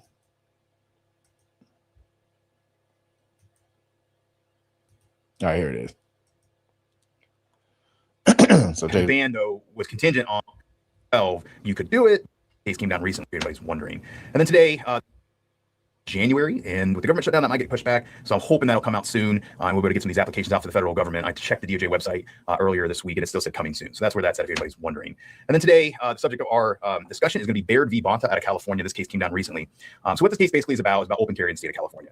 So up until 1967, open carry was generally legal to exercise in the state of California. And in 1967 all the way up to 2012, you could do it, but it had to be an unloaded firearm, which makes zero sense to me. It seems very nonsensical to carry around an unloaded gun, but that's the way it worked. Then in 2012, they banned it. So what the ban though was contingent on popular. Yeah, so after Huey, you can carry. Oh, you can open carry, but it can't be loaded. Can't. So basically, you're still unarmed. If you're carrying a gun and the gun ain't armed, it's just a blunt object for you to beat somebody with. It's the same thing as a hammer, or as a pole, or something like that. It's not a gun if there's no bullets in it. So if your county had a population of over 200,000 people, then it was banned in the county. And if it was under 200,000 people, you do it, but you needed to get a license to do it. This ban, if you will, covered roughly 95% of California. Even in the small counties, you still again had to apply for that license if you wanted to open carry a firearm. Even in states with less than 200,000 in the county, I'm sorry, in the counties with less than 200,000 people in California, even in those counties, it wasn't really clear if a license had ever actually been issued for open carry. So there was that as well in the factual background. So Mr. Baird wanted to be able to open carry a firearm, which is what gave rise to this case. Now, remember our background here in jurisprudence. We had the Heller case from 2008, the year I graduated law school, which is a pivotal case in Second Amendment jurisprudence, holding that the Second Amendment is an individual and not a collective right of the militia, right? Not a National Guard right, if you will, but an individual right that you or I, citizens of this country, can exercise. And then the question became after that, it was, well, do the states have to respect that? Is this something, as we call under the law, incorporated to the states? And the ruling came down a couple years after Heller in a case of Chicago, McDonald v. Chicago, said, yes, it is. So the states have to. So there was a, so he's talking about DC versus Heller. That was another Supreme Court case where they said that the Second Amendment was an individual right. Because in the Second Amendment, it says that, you know, basically it's under militia. It says that militia will be able to gather, blah, blah, blah, blah, blah. And just like, go look it up. But it's basically, they were saying it's only for militia and in times of war that you're able to carry weapons, right? And it can be interpreted as such if you look at the Constitution, if you look at it that way. But somebody sued on it, DC versus Heller. Supreme Court says, no, you can open carry, or the Second Amendment is an individual right, not militia. You can open carry. Individuals can carry guns, right? So that's DC versus Heller. But the states was like, we don't have to honor that shit. And so this is what he's saying right now. Can exercise a collective right of the militia, right? Not a national law school, which is a pivotal case in Second Amendment jurisprudence, holding that the Second Amendment is an individual and not a collective right of the militia, right? Not a National Guard right, if you will, but an individual right that you or I, citizens of this country, can exercise. And then the question became after that, it was, well, do the states have to respect that? Is this something, as we call under the law, incorporated to the states? And the ruling came down a couple years after Heller in a case of Chicago, McDonald v. Chicago, said, yes, it is. So the states have to abide by. McDonald versus Chicago says the states have to honor the Second Amendment individual right to weapons. So this is how it's going down. So basically, about to be the wild, wild west around this bitch. And I don't believe in weapons. So I'm just telling you, because I know it's a lot of cats who out here, but it's about to be crazy around here. So you might have to piece up. I'm just saying, it's about to be crazy as hell with Trump going nuts. So you might have to piece up. Not to shoot back at police. I'm just saying, but this nigga's making other people, he's making all these people mad. And so you may, Americans may experience some backlash from other nations because of Trump. I'm gonna be clear, YouTube. Don't be trying to strike me and shit. The state's regulations can't be an affront to the Second Amendment either, right? And then we have the third and most recent case, the Bruin case, which stated what is the analysis to determine if a law that's been passed to regulate the Second Amendment is constitutional or not. Traditionally, we do an interest balancing on constitutional law. We're analyzing a law to see if it violates the Constitution. Is it a reasonable basis? Do we apply strict scrutiny? These different levels of balancing the government's interest versus the civil liberties of the citizen. And this was clear to me. Even in Heller, they said that would not apply. But even after Heller, the court started to do that. So Bruin came along and said, no, actually, you can't do that. We have to take a historical analysis approach to this. So that's California. California. Now, if you live in California, can you open carry? No. Does that mean you can open carry? No, because the case is going to be appealed. So this was the Ninth Circuit, basically the Ninth Circuit Court, a tribunal, meaning three judges, and they ruled on it. Two ruled on it. One ruled against. So then California is going to appeal, which they'll take it to what's called an en banc. That's the French term, but en banc means all the judges in the district will then rule on it. And then if it's ruled on it, then it sticks. But then that means California will just take it to the Supreme Court eventually. And I'm sure that the Supreme Court, because they already ruled on it, will rule in favor of open carry in California. So it's probably going to take about another year or so, but in California, you can open carry. Having said that, bitch ass Gavin Newsom. Gavin Newsom's bitch ass. Because California's on the verge of collapse because there's more people leaving the state than there's entering since Trump cut off the illegal immigration. So people are leaving because the regulations in California make it the most expensive place in America to live. It's no joke. California is beautiful as hell. It's the most beautiful place to live in America. For sure. Anybody ever living in California, you already know. California, you can be in the mountains with the snow and 2 hours later be surfing. Literally. Like you go from snow to the fucking snow to sand in less than 2 hours. You can't do that nowhere else. You can't do that shit nowhere else. Snow to Sand. Now, if you know Game of Thrones, you know those are your last names for the bastards. The Sand was the desert bastards, and the Snow was the northern bastard. But Snow and Sand, California. But this is what Gavin Newsom is about to bring for the country. He's about to bankrupt the shit out of the country when he runs for president. So y'all better watch the fuck out because Gavin Newsom is about to bankrupt because they tried to come back on him. This is the anniversary of the fires in Los Angeles, and Gavin Newsom tried to say, because all the backlash came against him and stuff, and he tried to say he didn't do anything. Well, that's what we tried to say. You didn't do shit, but he means he wasn't at fault. No, nigga, you didn't do anything. you were at fault. You were at fault. More so, the Los Angeles mayor, she was at fault, but Karen ass. But California, first off, you can open carry in this bitch. But now, Gavin Newsom is about to break the whole he's about to break the whole state. Moving along, in some Skittle news, wasn't much. The Skittles weren't skittling as much this week, but I did have a story from the Skittles. A female prisoner hurled, which that's the Caucasian word for throw up. A female prisoner hurled in a locked cell at a Massachusetts prison after complaining that she had been raped by one of at least 3 Transformer sex predators housed at the jail in Massachusetts. So these are dudes that just said, "Oh, I'm a lady. I'm a lady. I'm a lady, guys. Hey, you don't see them? You don't see them? They're little raisins, but they're there. Let me push them together like that. They're together, apart. More? No. You don't see it? They're there. Break out your fucking your fucking magnifying glass. You need to see them." So they was like, "Oh, I'm sorry. We didn't see your tiny little raisins that made you a woman. Yeah. You can go to the women's prison. Sorry, we didn't see the raisins. Our bad." So that's all you got to say in Massachusetts. Goddamn. Massa bitch-chusets. Massa gay-ass-chusets. All you got to do is say you a lady and you get put with the women.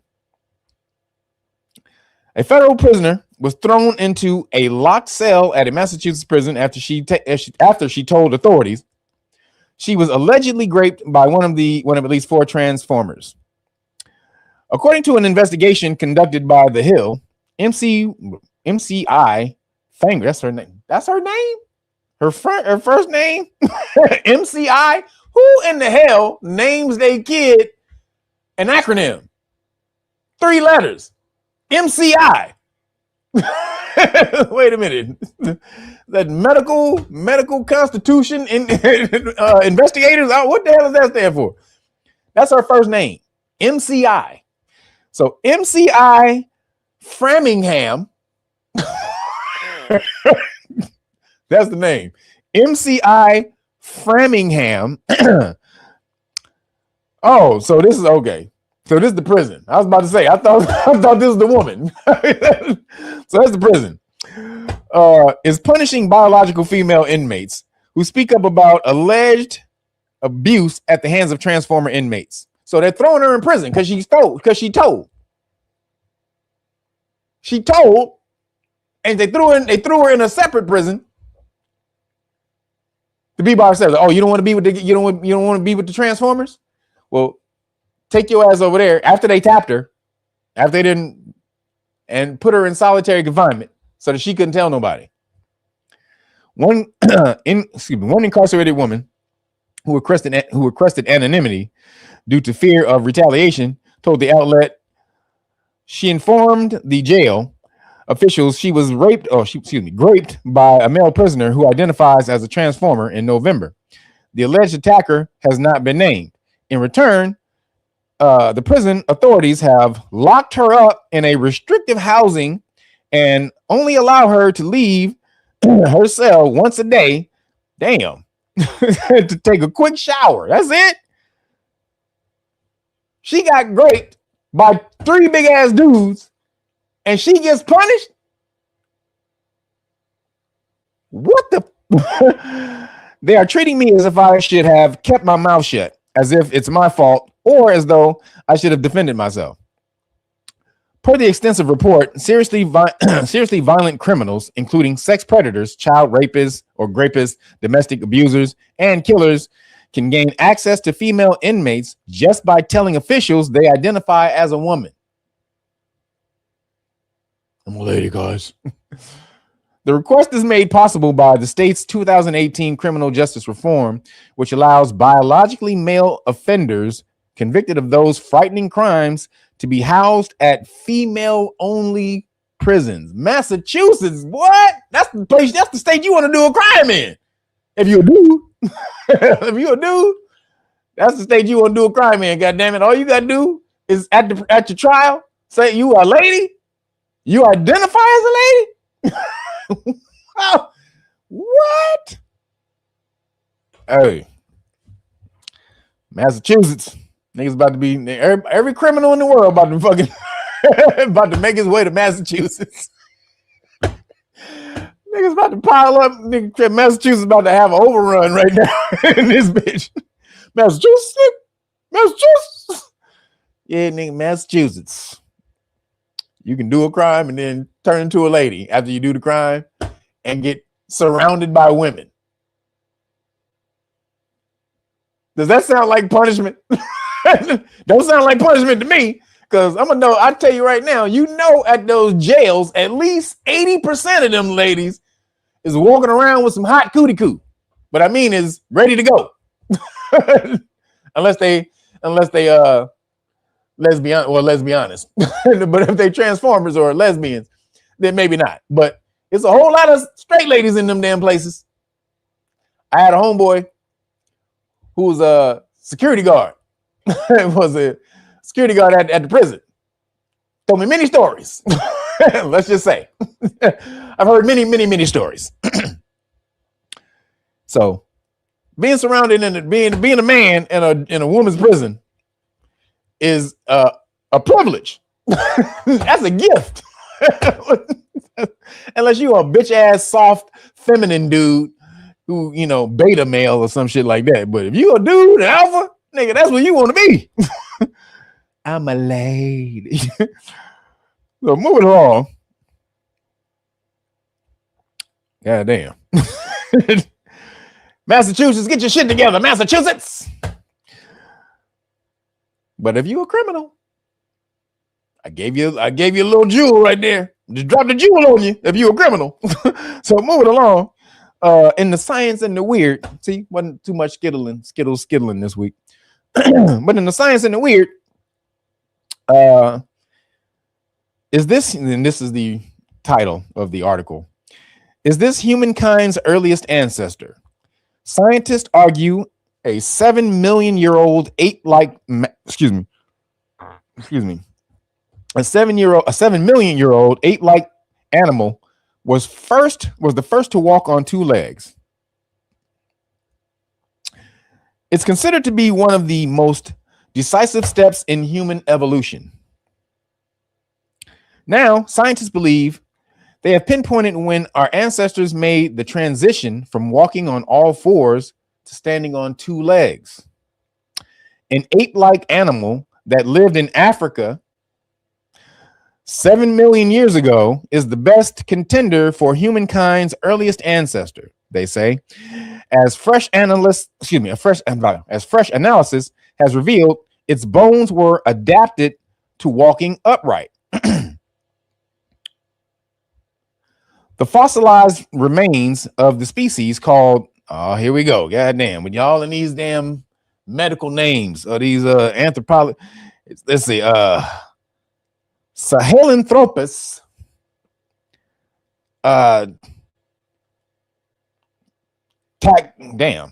cadenus is TCH. Now, how do you pronounce TCH at the beginning? Is the T silent? The T got to be silent, don't it? TCH. But it's TCHADENI, TCHADENSIS. So Tacidennis, or whatever that shit is, were the first unearthed in the desert region of Chad in the north region of Africa more than 2 decades ago. Yo, Lawrence Lee, appreciate you. Thank you for the super chat over the Cash App. Oh yeah, on the Cash App. Give you some Cash App love. Appreciate you. Everybody, we're at 260. We're at 260. Come on, y'all. We got a $300 goal for the day, for the donations today. We're at 260. Let's get it across, baby. Appreciate you guys for whatever you can do, though.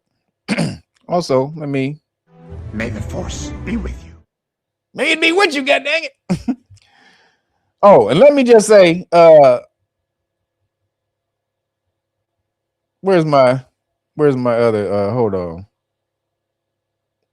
The dudes are going to the where's my shit at? Oh, so the inmate, or in Skittle news, they're acting like they're gay and getting into the goddamn. Now I'm gonna be pulling that on some of the stories. I didn't have a good story to pull that out on today. But as soon as I hit Stephen Smith again, Stephen. Oh wait, what's his name? Stephen Smith. I gotta hit that every time. But so again, Skittles were skittling. But back to the walking upright dude, or the first to walk upright. Get back to the story. But the new analysis of the hold on, let me break this.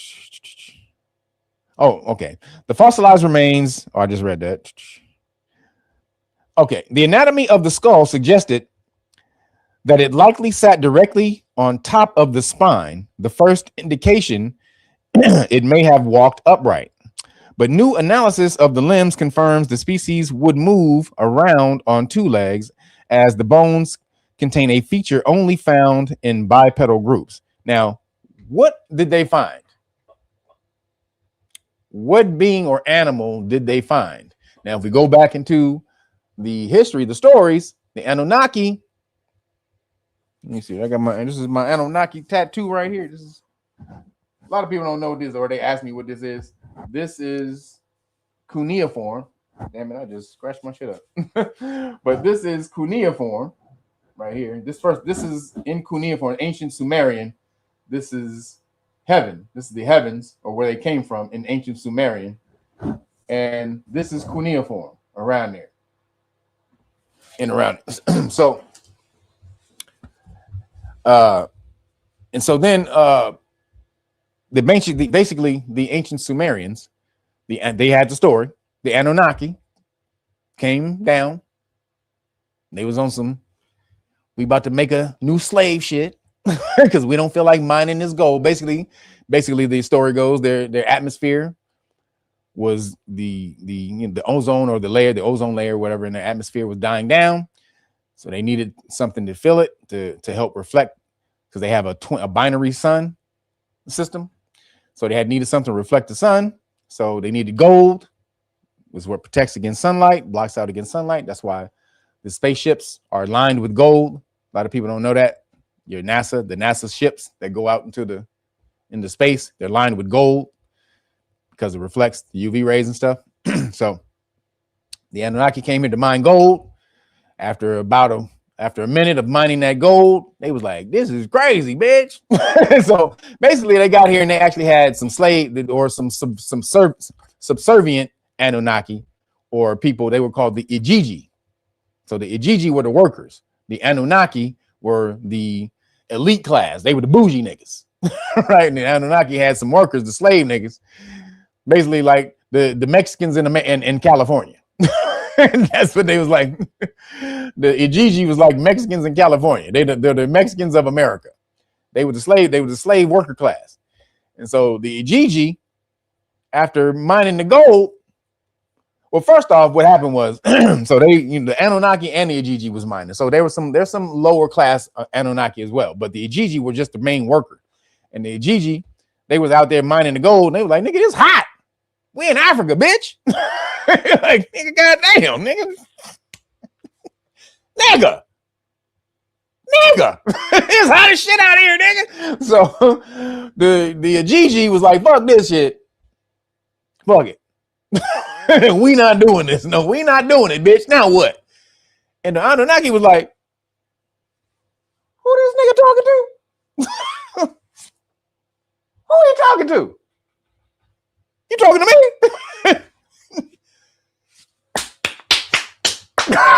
And that's what came. The Anunnaki and the Igigi battle. It wasn't no real battle because the Anunnaki slapped shit out of Igigi.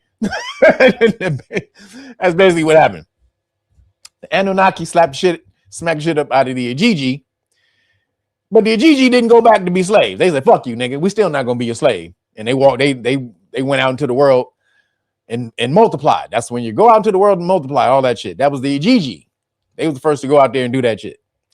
But then the Anunnaki was like, what? When the head Anunnaki came back, like, where the workers at? Oh, damn. Something happened. A little something happened. Just a little minor conflict. Just a little minor. These things happen. Had a little conflict and had to slap the shit out of the goddamn Gigi, my nigga. I had to slap him. I had to slap shit out of him. Goddamn, man, these motherfuckers were tripping. I had to slap shit out of these bitch ass niggas. And then they left. So that happened. So it was like, nigga, what we gonna do? And they created your ass. That's when they started working on us. And they had some successes and failures. And the bipedal animal was one of the first successes and failures. They wasn't exactly like them, but they got an ape man to walk bipedal. They started taking the animals, the ape, so they seeded the earth. If you go watch the movie Mission to Mars, they show you how the Anunnaki came from Mars. They had the laboratory on Mars. That's where they worked on us. But they came here, they seeded the planet with their spores, life spores, like basically amoeba, single-celled amoeba. Let that grow all the way until it got to apes. Then they snatched the ape, took it to the lab, worked on the ape, and hybrid combined their DNA with that ape being. And then that's how you get us. So that's how they say that we jumped 200,000 years of evolution, just like that. They don't know. They call it something called the missing link. They don't know how we went from Homo erectus. This is where they get Homo erectus to Homo sapien. So this is becoming Homo erectus, what they're talking about in this article. This is the beginning of Homo erectus, of the Anunnaki working on this ape thing to become, or whatever the animal was, to become Homo erectus. Then they spliced some more DNA, and that's when you get Homo sapien. And we leaped 200,000 years in evolution. So they found the first part, the first experimental part of the thing, the going bipedal. Oh, shit. So that was just the first part. We had a whole lot of stages and a whole lot of mess ups. This is where you get all those crazy looking creatures and all the ancient movies and shit. What is it? An eagle spliced with a lion and all that type of shit. All of that comes from, go back and look at Göbekli Tepe. You'll see all the animals, different animals, a crab with a goddamn seagull head and shit like that. And this is the experiments they were doing. They had to see, first of all, can we splice two different species together? These are the beginning of the experiments. Can we splice two different species together and make that shit alive? So when you see all these different drawings and carvings of all these different animals that are these two different species put together, these were the experiments that they were doing. Then they finally hit it and got us. And then the rest is history. Now, you got to see the Odyssey. The movie The Odyssey is coming out next year. And a lot of this, a lot of the creation story is in the Odyssey. But yep, the Minotaur. Thank you. Centaurs. Yes. Centaurs. Yes. Minotaurs. Yes. The Chimera. Thank you. Yes. Chimera. Combining species. Yes. It's called the Chimera. Exactly. Thank you for the word. Yes. So that's what we were first. They combined all that shit, and then they finally got it right. Everybody think the Anunnaki just created us in 2 days. No, that shit took thousands of years, millions of years, actually. That shit took forever for them to create a motherfucker like them to be able to walk around. It didn't just happen in 2 days. So shout out to the Anunnakis for hooking us up. So moving along, a shocking study linking the CV19 jabs and cancer was censored by mysterious cyber attack. What do you know? Again, a shocking study linking the CV119 cupcakes and cancer was censored by a mysterious cyber attack. How convenient. A study that shows that the cupcakes were giving people cancer, allegedly giving people cancer, was taken down by a cyber attack. Let's see. A global review examining reported cases of cancer following CV19 craccination was published earlier this month, just as the medical journal hosting it was hit by a cyber attack that has since taken the site offline. So they just came out with this study, you guys. Last month, we about to release this to the world. We about to tell the world what these crack scenes actually did. Let's go. Send. Hey, Gary, did you do something to the terminal? No, I didn't do anything. Josh, what did you do to the terminal, man? I didn't do anything. Fucking guys, man. These fucking guys. So, cyber attack. Just as soon as we about to find out, the cupcakes caused, allegedly, the cupcakes caused cancer. Can't let you guys find that out. It says the study appeared in the peer-reviewed journal Oncotarget on January 3rd, just last week, Saturday. So this was this week. it was in the journal on Saturday, and was authored by cancer researchers from Tufts University in Boston and Brown University in Rhode Island. In the review, researchers analyzed 69 previously published studies and case reports from around the world, identifying 333 instances which cancer was nearly diagnosed or rapidly worsened within a few weeks following a CV19 craccination, allegedly. The review covered studies from 2020 to 2025 and included reports from 27 countries, including the US, Japan, China, Italy, Spain, and South Korea. No single country dominated, suggesting the observed patterns were reported globally. The authors emphasized that the review highlights patterns observed in existing reports, but does not establish a direct causal link between craccination and what they call it? What is it? What's the term they use? Correlation is not causation. That's the term they use. Correlation is not. Get the fuck out of here. Stop it. So it says days after publication, Oncotarget's website became inaccessible. That's peculiar. Displaying a bad gateway error that the journal attributed to ongoing cyber attacks. Hey, I don't know what's happening. Hey, well, we'll figure it out later. We'll figure it out later. Don't worry about it, guys. We'll get it back up. Sure, we'll get it back up.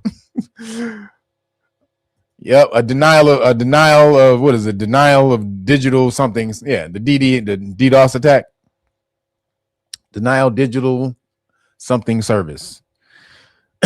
So they hit him, and no one was able to hear that the cupcakes probably allegedly causes the big C.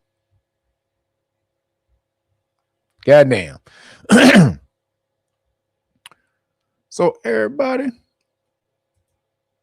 real quick, everybody, make sure you get out there, sign up for the Know Your Rights Foundation. God dang it, KYRF.org. Make sure you sign up for the interviews. We're starting back in February. We're teaching the law for free. Make sure you get in there. Learn this goddamn law. You understand? Learn this law. Too many people walk through life carrying fear, not because they've done something wrong, but because no one ever told them they have rights. When you don't know the law, even ordinary life can feel like a risk. That's why we build Know Your Rights Foundation, a place where the law becomes clear, simple, and yours. Knowledge is your shield. The law is your defense. Start learning today at KYRF.org.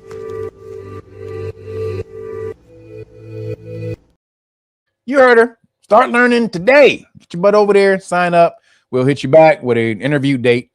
So when we do send you an email, make sure you look for the email that we send you back. Because we send you a questionnaire, fill that questionnaire, make sure you send that questionnaire back and look for the email, everybody. Yeah, because a lot of people say, man, I just signed that. Make sure you look for the email that we send back. A lot of you guys get mixed up. We do send you back an email every time. But you have to fill out that questionnaire, send you back an email for an interview date. And then you get in here and we hook you up. You heard Martin Luther King. I have a dream that everyone will visit and join KYRF.org. You heard him. You heard Martin Luther King. Get your butt on over there and sign up. Oh, really quick. Want to shout out Corey, thank you for the cash out, brother. Appreciate you. We had 2, and then excuse me, Sharice Reed. Appreciate you, girl. Thank you. And you both get a force be with you.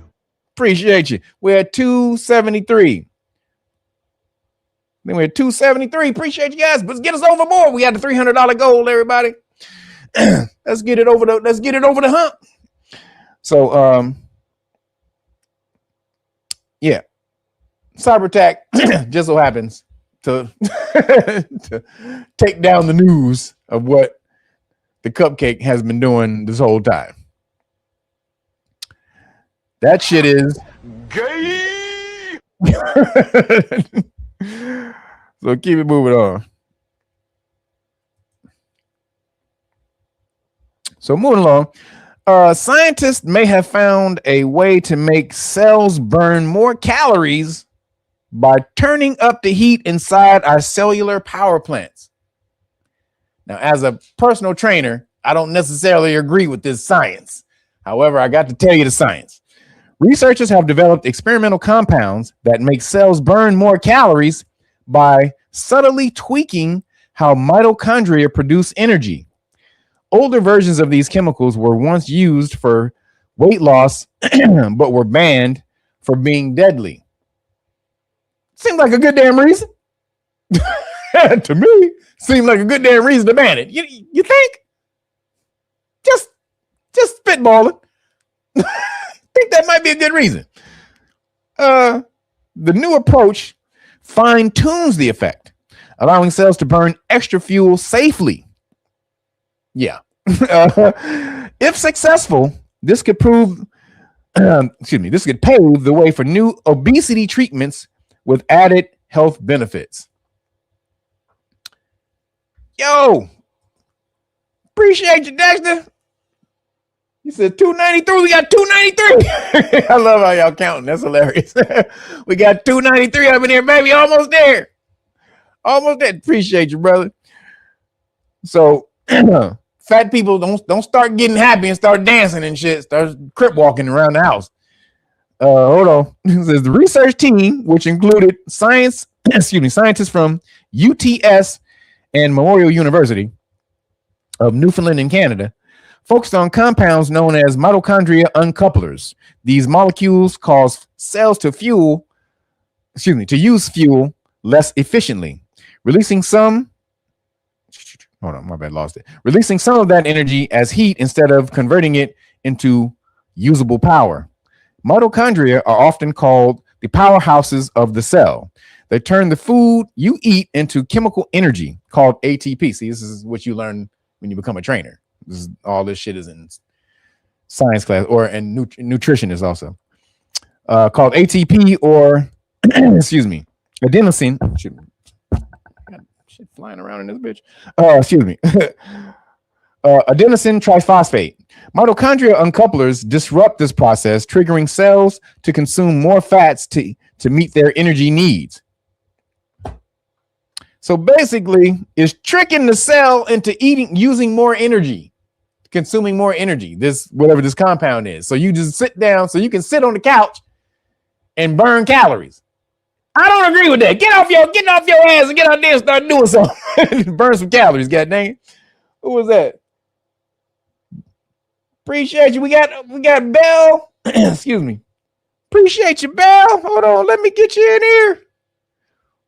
Got 10, got us over to 300. Then we got Zaid. Appreciate you, Zaid. For the 7, we at 307. Appreciate you guys. May the force be with you. And one more time. May the force be with you. God dang it. Appreciate you. So, fat people, don't be getting happy. Appreciate y'all. Don't be getting happy, big people. Get your butt out there. Yo, Calvin, appreciate you for the Cash App. We at 310. Appreciate you, brother. Thank you, bro. Let me get you in here. Let me give you one. Let me give you one of these. Appreciate you. So, yeah, they're trying to cheat hard work. There is no substitute for hard work, everybody. Sorry. Now, a whole lot of drugs. You see the Ozempic, they got that Ozempic out. That Ozempic got people looking like straight up. They should be on, what's that, The Walking Dead? The motherfucker. Niggas' faces all. They like, hello. Like, god damn. You need a sandwich. That old girl, Ariana Grande, somebody need to lock her in a goddamn McDonald's. Just lock her ass in a McDonald's full of burgers, full of Big Macs. And say, you can't come out until you finish every goddamn Big Mac in the goddamn in that McDonald's. You not getting out this bitch until we don't see one more Big Mac. We need to see all the rappers. But that Ozempic is doing that shit. So they got Ozempic, and it really messes your stomach up. Don't do that Ozempic shit. It really messes your digestive tract up. You don't poop no more. You get constipated. You don't poop. So it's really bad when your immune system is in your digestive tract. Just so you know, your immune system is in your gut. 80% of your immune system is in your stomach, in your gut. So when you mess that up, you mess up your immune system. So don't do that. Always appreciate you. Thank you for the Cash App, brother. We at 320. Thank you guys. Appreciate everybody. Get on in here, brother.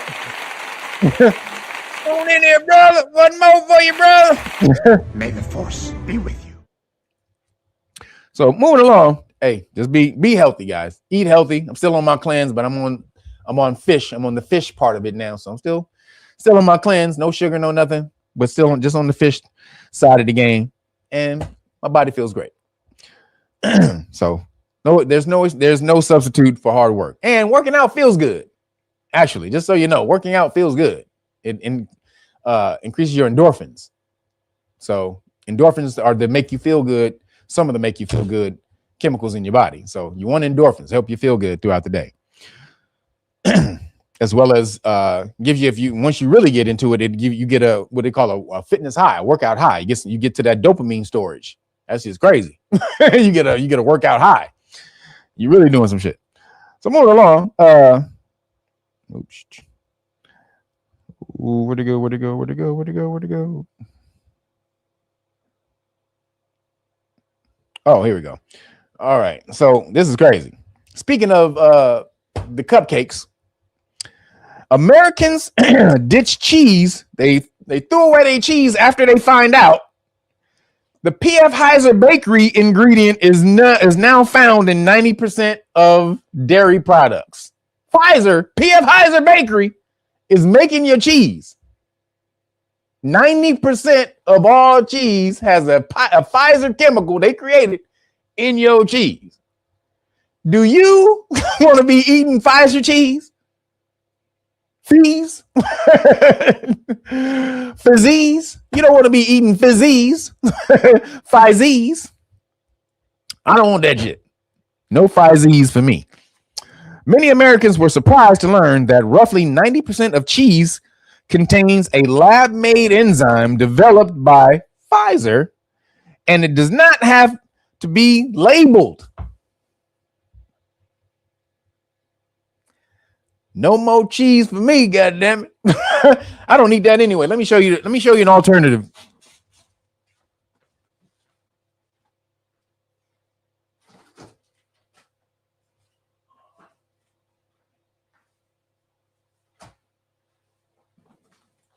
Yo, this is a dairy alternative you should be using. And real quick, make sure you get over there. Copy one of these shirts. You see the Wu-Tang right here, baby? The Wu-strology. Let me get it closer so you guys can see it, baby. Don't tell me that shit ain't nice. You got dang it. Look at that. Again, rapstrology.com. Get on over there. Get into the, and also when you get to the site, there's a Wu-strology link. You can just click at the top, take you straight to it. Take you straight to it. But if you do this, for over a century they observed you, measured you, questioned what they could not explain. Reports were written, then filed away. Findings whispered in academic circles, yet never spoken in classrooms. Knowledge stored like a secret, visible but never illuminated. But the silence only lasts so long. Eventually, truth resurfaces. The great book of melanin research opens the door to what was gathered and concealed. Decades of studies, global reports, and scientific notes that reveal more about identity, culture, and human design than they ever expected. This is not myth. This is not speculation. This is the record they left behind. A record meant for anyone but you. Order today, and the Police Stop Law package becomes your free companion. A guide to protection, awareness, and grounding in the world you navigate daily. For a century, they studied you in silence. Now the silence breaks, and the knowledge returns home. Bam! Order that great book of melanin research. This is how you get that Wu-strology shirt. The only way to get the W Wu-strology. The W Wu-strology is not in the stores. You can only get it as a free gift when you order the great book of melanin research. You get the whole Police Stop Law package as well. You get the Wu-strology. Actually, I'm doing because I had such a crazy ass week where my damn kitchen exploded on me. I'm doing the hoodies again. So hoodies for today, tomorrow, and Monday. I'm going to mail your stuff out by Monday. I'm waiting on some books still to get in also. So that's also another reason why I didn't mail your stuff. But so Monday, some stuff should be, everything should be here. Monday, if you want it, get the hoodie, get the book, you get the hoodie. It's all good. So back to the story. Pfizer is making your cheese. So this is what you want to use to buy as cheese. So, all your dairy products should be made by this. This is Miyoko's. Miyoko. This is, again, so let me show you what's in here as far as the ingredients. Organic coconut oil. This is not made with dairy. This is coconut oil.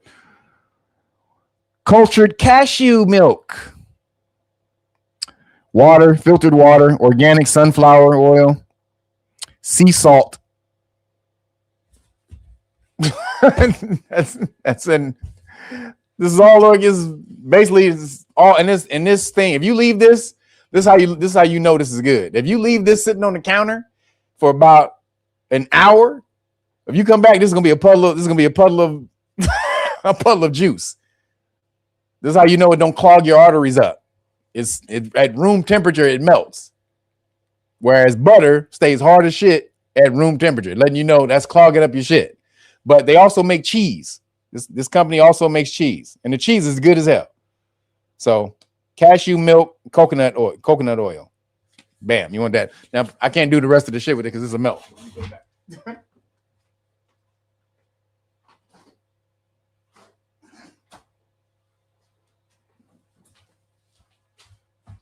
Oh, really quick. Also, something else without dairy. Another without dairy product you want to eat. Also, this doesn't have processed sugar either. I don't know if you guys have this where you are. This is Fronen. This is I guess German. Fronen. But this is German chocolate. Let me read you the ingredients in here. This is if the ingredients on the back of your food read like an eye chart, you need to put it down. This is the ingredients in this right here. It contains coconut cream, honey, water, and cocoa powder. That's it. Coconut cream, honey. It's sweetened with honey, not sugar. So coconut cream, honey, cocoa powder, and what was the other one? Water. Agua. That's some healthy ice cream right there. So again, it's called just in case you Fronen. Fronen. But shout out to y'all. So hold on. So back with the story. So it says the FPC, excuse me, hold on. It says the ingredient known as fermented produced chymosin, FPC, again, fermented produced chymosin, FPC, is a genetically engineered version of rennet, an enzyme used to coagulate milk during cheese making. But Pfizer made it. While FPC has been used for decades, a viral social media post this week brought renewed attention to its origins, sparking widespread backlash and calls for greater transparency. FPC say we've been eating this shit since 90. What? Since goddamn 90. FPC was developed in 1990 when Pfizer's scientists engineered a microorganism to produce chymosin, the key enzyme found in calf rennet. Damn. Calf milk, whatever. Coagulation. Calf milk coagulation. Or the thing that they use to coagulate calf milk. The innovation revolutionized cheese making by making the process cheaper, faster, and more consistent. The U.S. Food and Drug Administration, FDA, approved FPC as a generally recognized safe. generally is safe. Generally, generally recognized as safe, or what they call GRAS. They have a designation called GRAS in FDA, generally recognized as safe. Who the fuck is doing the recognizing? You don't do no recognizing, FDA. You have no test labs. The FDA does not test anything that comes through the FDA. The people submitting their product for to be on the market, they submit it to the FDA with their own test. And the FDA evaluates their test that the company did, and then they say, "Oh, we looked at this. We looked at your test. We say it's good. We say it's bad." So who's doing the generally recognized? Who's doing the recognition? See, this is bullshit. This grass designation is bullshit. So again, FPC or if they approved FDA approved FPC as generally recognized as safe, a regulatory designation that allows substances to enter the food supply without full pre-market approval. Motherfucker. The FDA's decision relied in part on a 90-day rat feeding study. Fuck. They fed it to rats and said, oh, it's good for humans. Only, how many rats died? Only 4 rats died. 4, right? Yeah, 4. Only 4. Hide the rats, man. Hide the rats. Yeah, 4. Only 4. So, in 1996, Pfizer sold its cheese making division to a Danish bioscience company, KYRF, which continues to manufacture and supply the enzyme to major U.S. dairy producers. So it's still Pfizer. They're saying it's not Pfizer. It's being produced by somebody else, but it's Pfizer's recipe. They're using Pfizer's recipe, but another bakery apparently. So goddamn. You can't eat shit today, man. Why can't you eat nothing today? We can't have nothing. Now we find out that cheese is made by Pfizer. So I already showed you. Get Miyoko's. Miyoko's is not cheap. It's not expensive. It ain't crazy expensive, but it ain't cheap. Yo, who was that? Brandon Terry. Appreciate you, brother. Thank you for the cash app. We're at 3:30 for the day. Thank you guys for getting me over to him.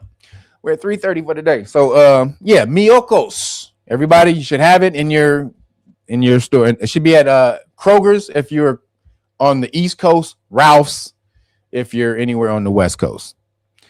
So moving along, last thing I got, told you about ICE coming for you. And you better get your butt over to police stop law class. Let me see though. Let me hold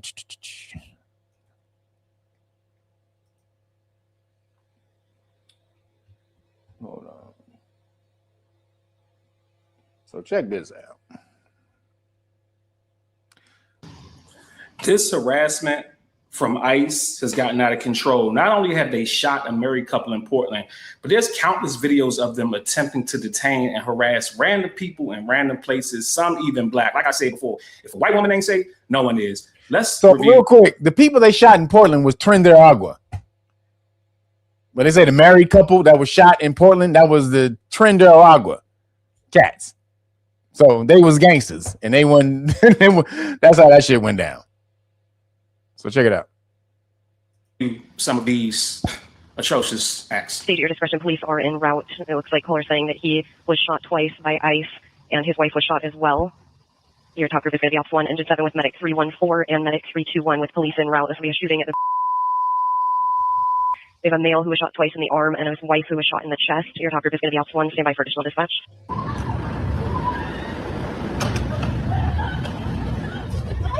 So ICE agents showed up at a daycare center this morning, and aggressively detained one of the teachers in front of the children. Ridiculous. According to reports, the agents followed her there in a car and then, while masked and armed, ran in after her into the private center, forcefully grabbing her and dragging her out. Cowards. They did not show a warrant. And despite allegedly telling the agents multiple times throughout this altercation that she had documentation, they didn't listen. They shoved her in the back of a car and took her away, seemingly without even checking.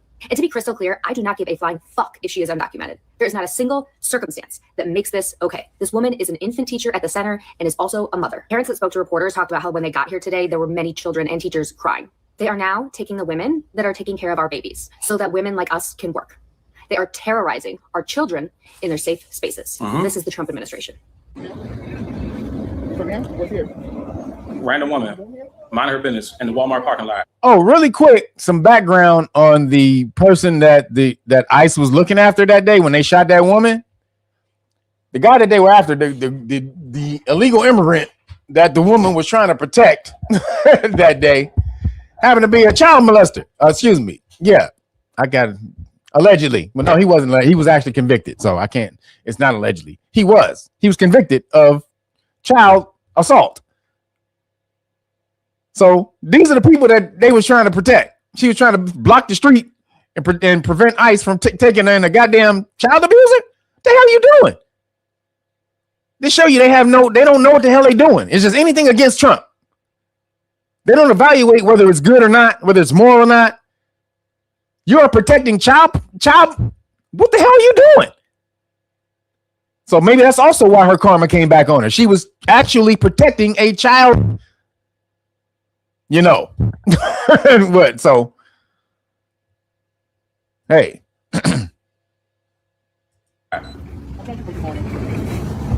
This is out of control. Masked men, 2 of them, descending on a woman with no warrant, judicial or administrative, and a barrage of questions for hold one up. reason. Oh, did I see? Hold on. Third Eye Jedi, appreciate you. He says IG is good. What is that? Oh, is G as good? Who was that? Ghee? Oh, you mean like ghee butter? Oh, I'm like, what the fuck? Oh, you mean like ghee? I haven't tasted that. I haven't tasted that, so I don't know. I know that right there is off the chain. I don't know about ghee. I know that right there. I've been buying that for like I found that a year ago. Anytime I go vegan, and even if I don't go vegan, I don't eat dairy, or like I don't eat cheese, or only time I eat cheese maybe if I order a pizza or something like that. But I don't make my stuff with cheese. I'll eat that and all the butter, dairy, all of that. Trust me, it's way healthier for you. All that damn butter and clogging up your shit. Get that right there, and it tastes amazing. But so check it out. Let's finish it up.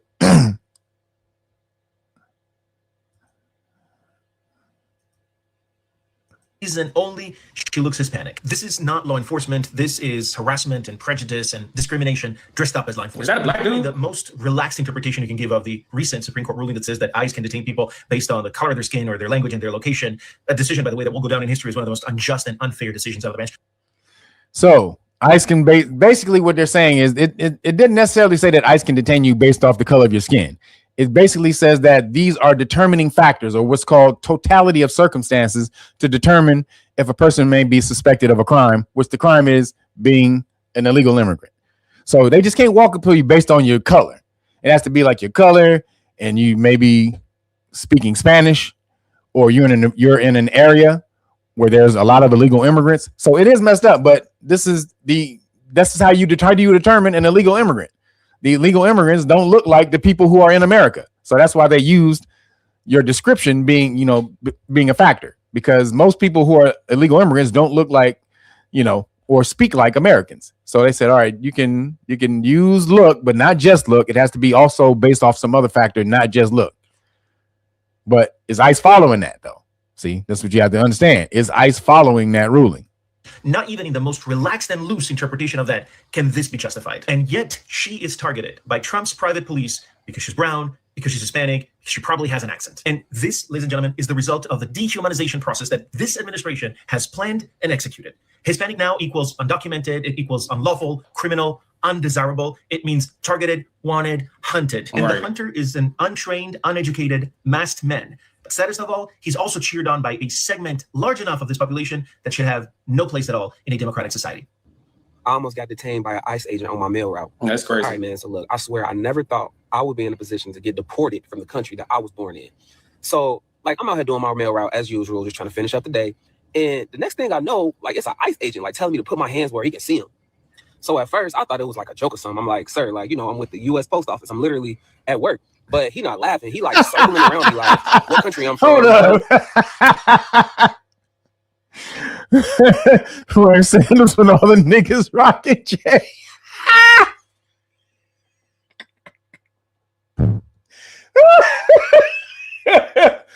Like, nigga, hold up, player. Nigga, this ain't motherfucking Bible times, nigga. What you doing? What you doing with your goddamn Jesus Christ fucking 10 amendments, the amendments, what is it? Not the amendment, but the commandments, the 10 commandments sandals on and shit, nigga. What the hell are you doing? That's hilarious. Niggas ain't wearing sandals when niggas wearing J's. Was I born and if the vehicle was mine. So I pull out my little ID, whatever, and, you know, I show him my work scanner. I even show him, like, my little mail keys, whatever. So he's still not buying it. Like, he like, you know, it's a federal offense to impersonate a postal worker, right? This nigga is in a post office uniform. He pulls out a postal key, ID, and everything, and he tells him, you know it's illegal for you to impersonate a postal, and he sounds like he a nigga from America. But no, they still would not let up. Check, this is crazy. Bro, my heart dropped as soon as he said that. Like, who wants to impersonate a postal worker? Who wants to pretend to be a postal worker so they can go deliver mail? You know what crime I can't wait to commit? I can't wait to pretend to be the mailman so I can go be chased by dogs. That's actually funny. How do you even prove, like, you work somewhere when the person doesn't want to believe you? So the next thing I know, another agent walk up, hand near his holster, and I'm just standing there with my mail bag, like, halfway open, like, sir, like, these are bills and coupons, like, not contraband. So they starting to ask if I got documentation proving if I'm a U.S. citizen. I said, yeah, like, my birth certificate, like, it's at home. And one of them radios in, and I hear him say, possible impersonator claims his USPS. That's when I realized, like, okay, they, like, dead serious. So I had to get on my supervisor number, like, on the spot, and they actually called my station. And thank God my supervisor answered. She like, oh yeah, Brian, like, he's one of our carriers. Like, and the agent just looked at me for a second, nodded, and goes, next time wear your full uniform. And then walked off just like nothing happened. Just like messed my whole morning up, bro. So I don't know, y'all. At this point, I just sat back in my truck for a minute, just thinking like, yo, it's crazy how like things can just like flip instantly. Like 1 second you delivering people's mail, and the next second you explaining like why you exist here. I don't know, y'all. That was a crazy situation. Like since that day, like I don't step foot outside. I try to have my full uniform on, have my badge on. I don't got it right now, whatever. But I mean, because out here, like being a federal worker don't always protect you. So I don't know. That's crazy. What y'all think I should do, chat? I don't know. Let me know something, chat. Let me know something.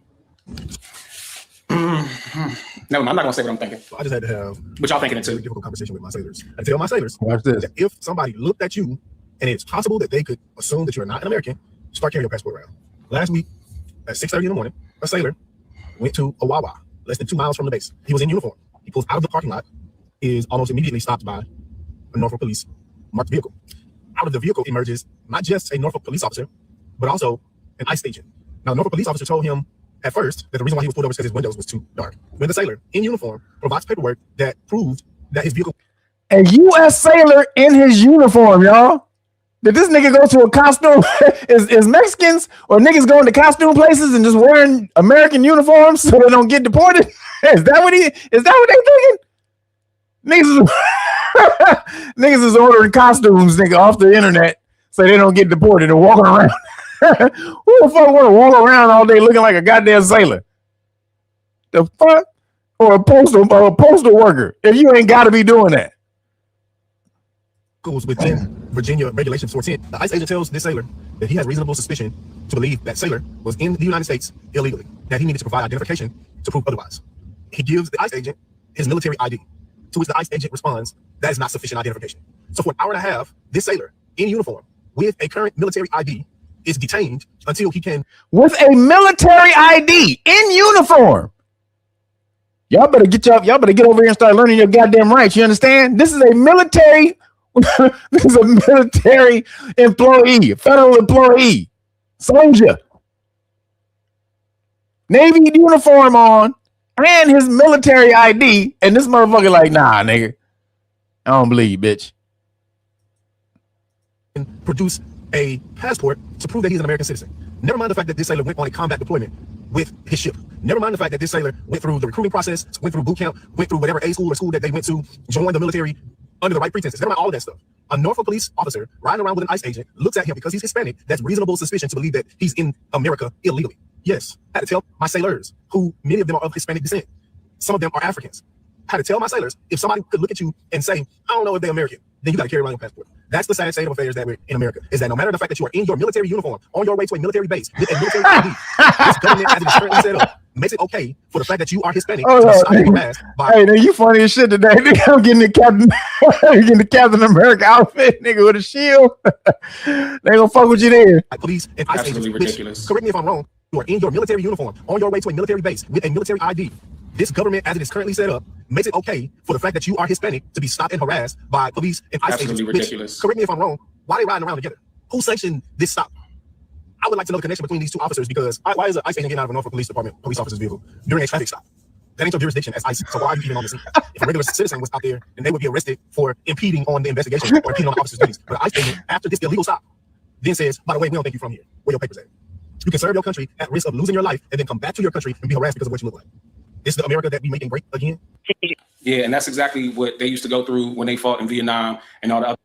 Boy, this nigga Trump out here tripping. Nigga Trump out here tripping. You better get over here. Freedom isn't free, but it's something we can all carry with us every day. The Constitutional Rights Card is your pocket-sized reminder of the rights that protect you. It's not just a card, it's a shield against injustice. Knowing your rights is the first step in defending them. When you're armed with knowledge, you empower yourself and those around you. Imagine walking into any situation with confidence, knowing exactly what you're entitled to. This card is a tool for awareness, a way to stand firm in the face of adversity. Don't let ignorance be your downfall. Carry the Constitution and let it guide you in defending your rights. Order yours today at KYRF.org and take the first step toward true empowerment. You heard him? Take the step. You understand? Or do like Master Yoda. Do you have any lightsabers or Ewoks in the vehicle? I don't answer questions! So that first video, that constitutional rights card, is what you would hand all ICE officers when they walk up to you and ask you if you this or that, blah, blah, blah. You don't have to speak. You ain't got to say a damn thing when they walk up to you. You can hand them that card and say, I don't answer questions. These cards are going to be invaluable in the next couple of years. You better hurry up and get yours. Tell you right now, it is no joke. But for the real ones, if you really want to get down and learn that law, it only takes one moment, one wrong move, one unexpected stop. When life gets real, know what to do, know what to say. Join KYRF.org today.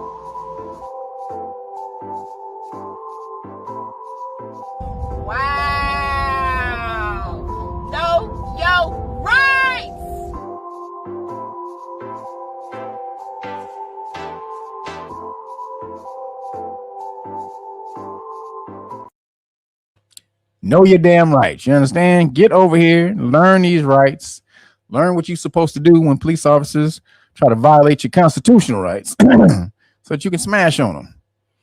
And while you're doing that, make sure you get over to realnagas.com and order some merch. Get you one of these beautiful, icy Wu-Tang sheet. Well, this is the Woostrology shirt right here. It says Woostrology in the top. Or go to Rapstrology and get all the other joints I got.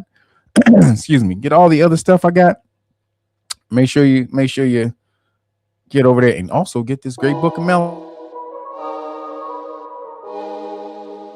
Melanin is one of the most biologically powerful substances in the human body. Order the Great Book of Melanin. Research today and explore the science that has too often been reduced, simplified, or overlooked. Learn how melanin absorbs radiation, protects DNA from cellular damage, and influences neurological function. Mechanisms documented across multiple scientific disciplines, but rarely explained together in one place. The Great Book of Melanin Research brings these findings into a single, accessible record, connecting biology, chemistry, and human health with clarity and precision. For decades, this information existed across journals, laboratories, and institutions, yet most people were never taught it. Not in school, not in health education, and not in the conversations that shape public understanding. Instead, melanin was reduced to pigment, assigned a color, and set aside because context changes conversations. Order the Great Book of Melanin Research and see the research compiled, explained, and placed back into plain sight.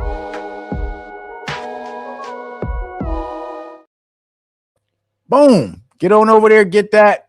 Get your free gift, the Wu-Tang shirt. Actually, this week it's the Wu-Tang. You can have the shirt too. If you order and you want the shirt instead of the hoodie, just let me know in the email. But right now we're giving away the hoodies, the Wu-Tang hoodies, or any one of the hoodies in the store. You can get any hoodie you want. You don't just have to get the Wu-Tang hoodie. You can go to the store, look around there, see what hoodie you want. Let me know. And you can have any one of the hoodies in the Real Naga shop. So again, you get the Great Book of Melanin Research, the hard copy, complete police stop law package, which you're going to need that shit. You seen, they rolling up on everybody. They don't give a damn. Sailors, post office people, niggas in post office. Hey, they don't care. So get over there and get that and get hooked up with all the gear that you need. Bam. Get you one of these hoodies right here. I don't know if you're that big, but get you one of these hoodies right here or the shirt. And I appreciate you. Thank you, everybody. Thank you, everybody hitting the Cash App, helping me get over my goal this week. Appreciate you guys and hitting the super chats. Thank you, moderators, for getting in here. I haven't seen anybody doing some crazy stuff, so that means you're doing your job, or we just got all dope people up in here. I'll take either way. But appreciate you guys. Thank you for joining me for another Saturn's Day. Appreciate y'all. I'm out of here. Deuces. Holler at you next week. Peace.